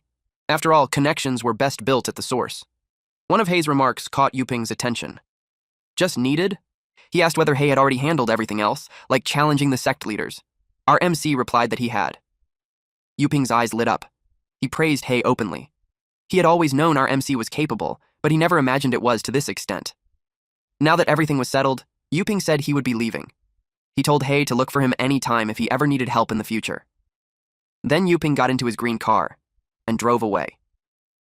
His driver noticed how fond he seemed of Hei. Yuping replied that Hei had immense potential. The driver asked if it was because Hei came from a humble background, yet still managed to break through to the true condensation realm at such a young age. He remarked that it was indeed impressive, achieving that level without the cultivation resources of a wealthy family. Still, the city wasn't lacking in prodigies. There were other top students in the true condensation realm who came from far better backgrounds. Those scholar tyrants were more favored by the old man. Yuping responded that while his father's wishes had to be respected, he had his own standards as well. Then he reminded the driver that he worked for him. And if he kept calling his father old man, he might as well get lost. The driver stiffened and immediately apologized. He promised to be more mindful of his words. As the car continued forward, Yuping found himself thinking about the true condensation realm. Based on what he had sensed from Hei, he had most likely already broken through to the Golden Core realm. Hei completed the site registration and confirmed his Golden Core realm status. He was now allowed limited access to advanced techniques and equipment, chosen according to his preferences. That was perfect. He had been sitting on an idea for a long time now. Only then did he realize something odd. The two of them had been in the bathroom for quite a while. He couldn't help but wonder what they were doing in there. The stealth fiend, meanwhile, felt relieved. The obstruction was finally gone. It slowly pulled aside the shower curtain. A grin spread across its face. Qianhui was startled when she saw it and demanded to know what it was doing. It said it wanted to test her strength. It stepped so close that their chests nearly touched and told her not to be shy. After all, earlier, she had been very straightforward. Qianhui exploded with anger and told it to stop. She blasted it away for going too far. The impact sent tremors through the area. The residents wondered whose gas tank exploded. Hay stood amid the aftermath. He commented dryly that the two of them were playing games so hard they almost destroyed his house. He had already pre-advanced the landlord's house repair funds, meaning the post-pay mission would be theirs to complete. Since their demon core was already in his possession, the mission, simple as it was, would be perfect practice for them. The stealth fiend received the post-pay mission notification. It complained that it hadn't followed him just to run errands for boring tasks like this. Hay replied that if it completed the mission properly, he would give it better rewards, and maybe he would even return its demon core. The fiend had no choice but to agree. Qianhui protested, saying the mission should have been assigned to her. After all, she was the one who broke the house with her spell. Hay told her she had a more important mission. He had already pre-advanced the blood-boiling curse mark and ordered her to complete it. She recognized the name. It was the same as the dagger. Hay explained that he had already merged the blood-boiling effect into the blood curse on her body. From now on, she wouldn't need to pull out the dagger every time she fought. She checked the mark on her body. Then she asked whether Yin was taking too long to finish the weapon upgrade completion mission. Hay answered that he had assigned Yin other completion missions. Qianhui complained that he always picked on Yin. That night, class teacher Old Tao was training in the park. He was enjoying his retirement. Although his pension was average, he had saved quite a bit in his earlier years, so life as a little old man was comfortable enough. More importantly, he no longer had to face ferocious demons. But he spoke too soon. A rift suddenly appeared above him. A monster emerged from it, catching him completely off guard. The monster's mouth stopped an inch from his face. Both of them froze. Then a voice spoke calmly. "You're blocking the exit, move aside." Unexpectedly, Yin kicked the shit out of the monster. It landed right at the peak of the mountain nearby. The old man realized that although he couldn't sense the creature's exact level, one thing was certain: this boss fiend was far stronger than the mushroom fiend from the first mock exam. And he couldn't believe that Yin had taken it out with a single kick. He couldn't help but wonder, had she made a massive breakthrough in just a few short months? Old Tao recognized Yin and thanked her for saving his life, but she didn't remember him. He laughed and explained that he used to be her homeroom teacher and had retired early. Only then did she remember. He was the teacher who accepted her money just to let her enroll. She told him there was no need to thank her. It was nothing. Besides, it was already a blessing that he had lived long enough to retire. After that, he headed home. On the way, he kept thinking about what she had said. A strange thought crossed his mind. If he had refunded all the bribes he took back then, maybe he would have received even more blessings. That thought alone made him decide to return all that money tomorrow. Then he noticed something. Something felt wrong. The chemistry teacher was supposed to be on patrol that night, yet he couldn't sense her spiritual energy at all, and more importantly, there was a faint smell of blood in the air. He then heard footsteps. Two men in robes emerged from the shadows. Old Tao asked which class they belonged to. It was already late, yet they weren't home. He questioned why they were wandering around the school's back alley. The two men asked him why he assumed they were students. That was when Old Tao eyes widened. He noticed the bloodstains on the hems of their robes. They had just killed the chemistry teacher, and they were heading out. Sensing the danger, Old Tao pretended to realize something. He laughed awkwardly and said he must have forgotten. He was already retired, and old habits died hard. Then he scurried away. His heart pounded. Something was seriously wrong. Normally, he could tell whether someone was stronger or weaker than him, but from these two, he couldn't sense anything at all. Someone then shouted for him to stop. That only made him run faster. He activated his god-walking technique. Smoke trailed behind his footsteps. In an instant, he pulled several hundred meters away. Now at a safe distance, he planned to call the police. But before he could, the two robed men appeared beside him. One of them commented casually that he hadn't expected an old man out jogging at night to be a cultivator. Old Tao was horrified. To think his god-walking technique looked that slow to them. A red beam suddenly shot out from one man's eye. It struck Old Tao squarely in the chest. His phone slipped from his hand and fell to the ground. The other robed man appeared and scolded his companion for causing a disturbance. He had already warned him to keep a low profile, yet he still made such a big commotion. If the operation failed because of this, he made it clear that he wouldn't plead for him with the king. The man replied that he had already suppressed the spell's power to the bare minimum, so it wouldn't wake the neighbors. His colleague said that it was fine anyway. He had already placed soundproofing talismans on the surrounding walls, so no one inside would hear a thing. He told him to hurry up and clean the scene so they could leave. After that, they went to a cliff. They stood there watching the place where the operation would take place. The robed man felt anticipation rise in his chest. This was his chance to make a name for himself. The next day, Hei went to the university. All of his disciples were busy completing their repayment missions, so he was the only one left to pick up his admission ticket. Unexpectedly, a luxury car slowed down beside him. Our MC grew curious. Then, the car stopped. The man inside rolled down the window and asked if he was Hei Shin. Hei replied yes and asked who he was. The driver got out and scolded him for not even recognizing the sect leader of the 100 Refinement sect. Hei looked genuinely confused. He clearly had no idea what that sect was. The sect leader told the driver to drop it. Hei had transferred from a regular high school into the cultivation graduation class, so it was normal for him to be ignorant. He then got straight to the point. He handed our MC a recommendation letter. With it, Hei could skip the spring recruitment exam and gain guaranteed admission directly into a key cultivation university. Hei felt as if his luck had finally turned around. It was like a massive pie had fallen straight from the sky and landed on his head. He read the letter and noticed it wasn't for Tsinghua or Peking University. The driver immediately called him an ungrateful brat. He said countless people dreamed of getting guaranteed admission, yet Hei was still being picky. The sect leader explained calmly that although it wasn't Tsinghua or Peking University, the school he was recommending still ranked among the top 100 key cultivation universities. He pointed out that the spring recruitment exam for cultivators wasn't like the Gaokao for ordinary people. For normal students, it was just one test paper. High or low scores didn't decide their fate. But for cultivators, one moment of lost focus in the exam could mean death on the spot. Hei still wanted to take the challenge. He wanted to aim for the top 10, and he was confident he could achieve it without any problem. Before he could finish speaking, the car had already sped away. Hei muttered that the man had worse manners than he did. Inside the car, the driver complained that the kid simply refused to listen to reason. Then he asked whether the sect leader was worried that Hei might affect their young master's results. He mentioned that the young master had a bad day and only placed second in the mock exam. The sect leader replied coldly that he wouldn't tolerate anyone who dared to refuse him.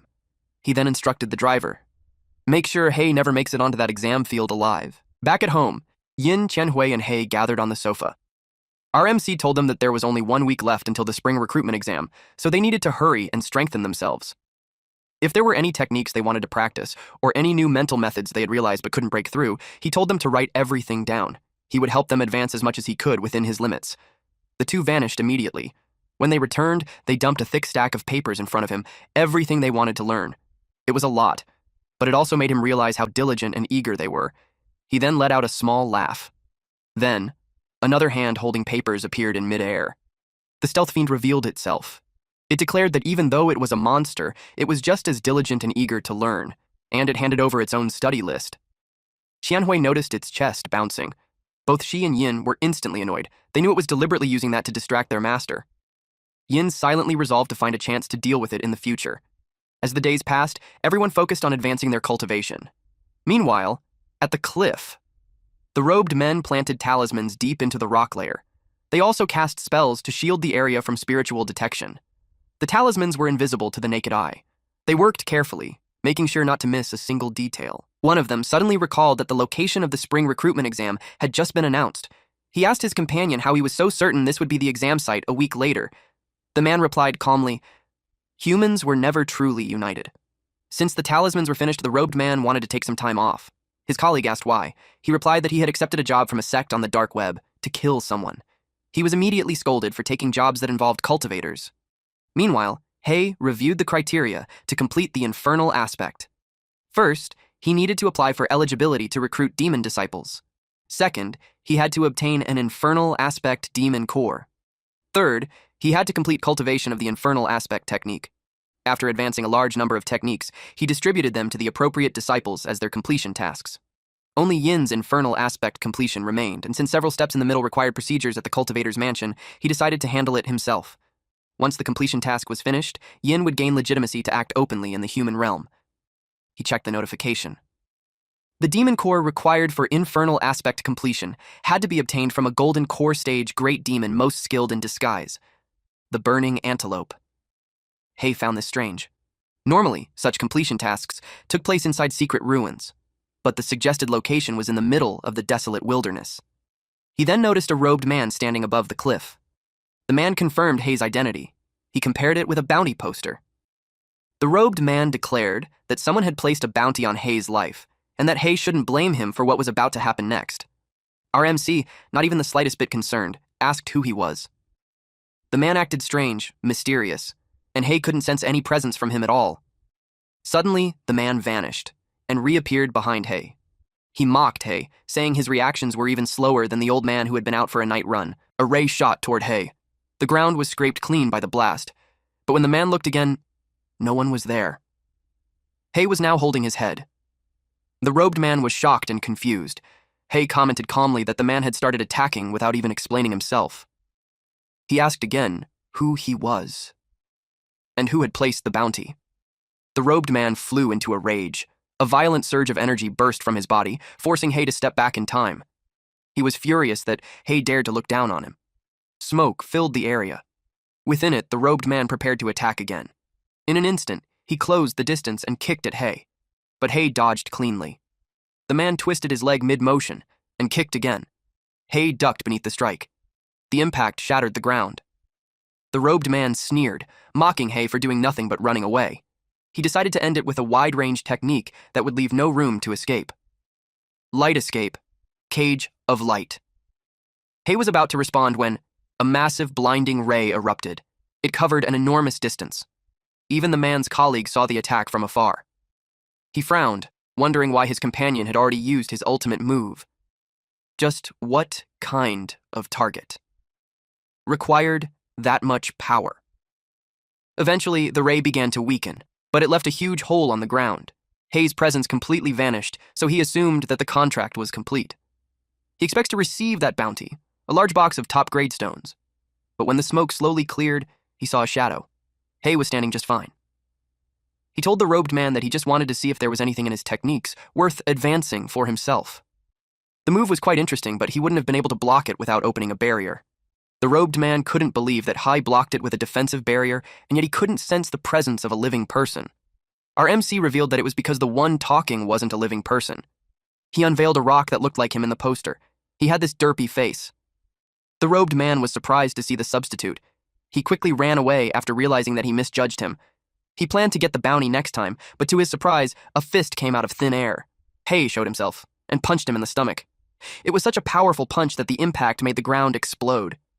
The burning antelope was eliminated. A beast bone fiend core was obtained, along with the camouflage attribute. Now Hay understood why he hadn't realized it was a sheep fiend earlier. The camouflage attribute was extremely powerful. The fiend core itself was also a rare find, as it possessed dual attributes. He planned to hand it out as a bonus to everyone during the next team-building event. Then the bounty poster flew toward him. He caught it, and he was immediately annoyed because it looked nothing like him. At the spring recruitment exam venue, it was quiet. Everyone wondered why it hadn't started yet. Apparently, they were waiting for the chief examiner to officially open the proceedings. This year's competition felt far more intense than in previous years. It was a major event, filled with young students from the great sects, all overflowing with talent. Rows of chairs were set up at the front, serving as the waiting area. Candidates who were about to take the test sat there. A student noticed someone among them who didn't look like an examinee. He wondered how an outsider could have entered the exam venue. The woman beside him explained that she was young Master Lai's girlfriend. Disciples from major sects were allowed to bring family and friends. The explanation only made the man feel even more envious. They gossiped about how the woman was a few years older than young Master Lai. The woman even claimed that she had robbed the cradle, snagging a disciple from a major sect after dumping her previous boyfriend. The man assumed the ex-boyfriend must have been poor and insignificant, someone who could only accept his fate after having his girlfriend stolen by a major sect disciple. The woman agreed. The ex-boyfriend had no other choice. He couldn't possibly fight his love rival. They were about to continue talking about how the ex-boyfriend must have died. When she suddenly noticed the woman's expression change, the man asked what was wrong.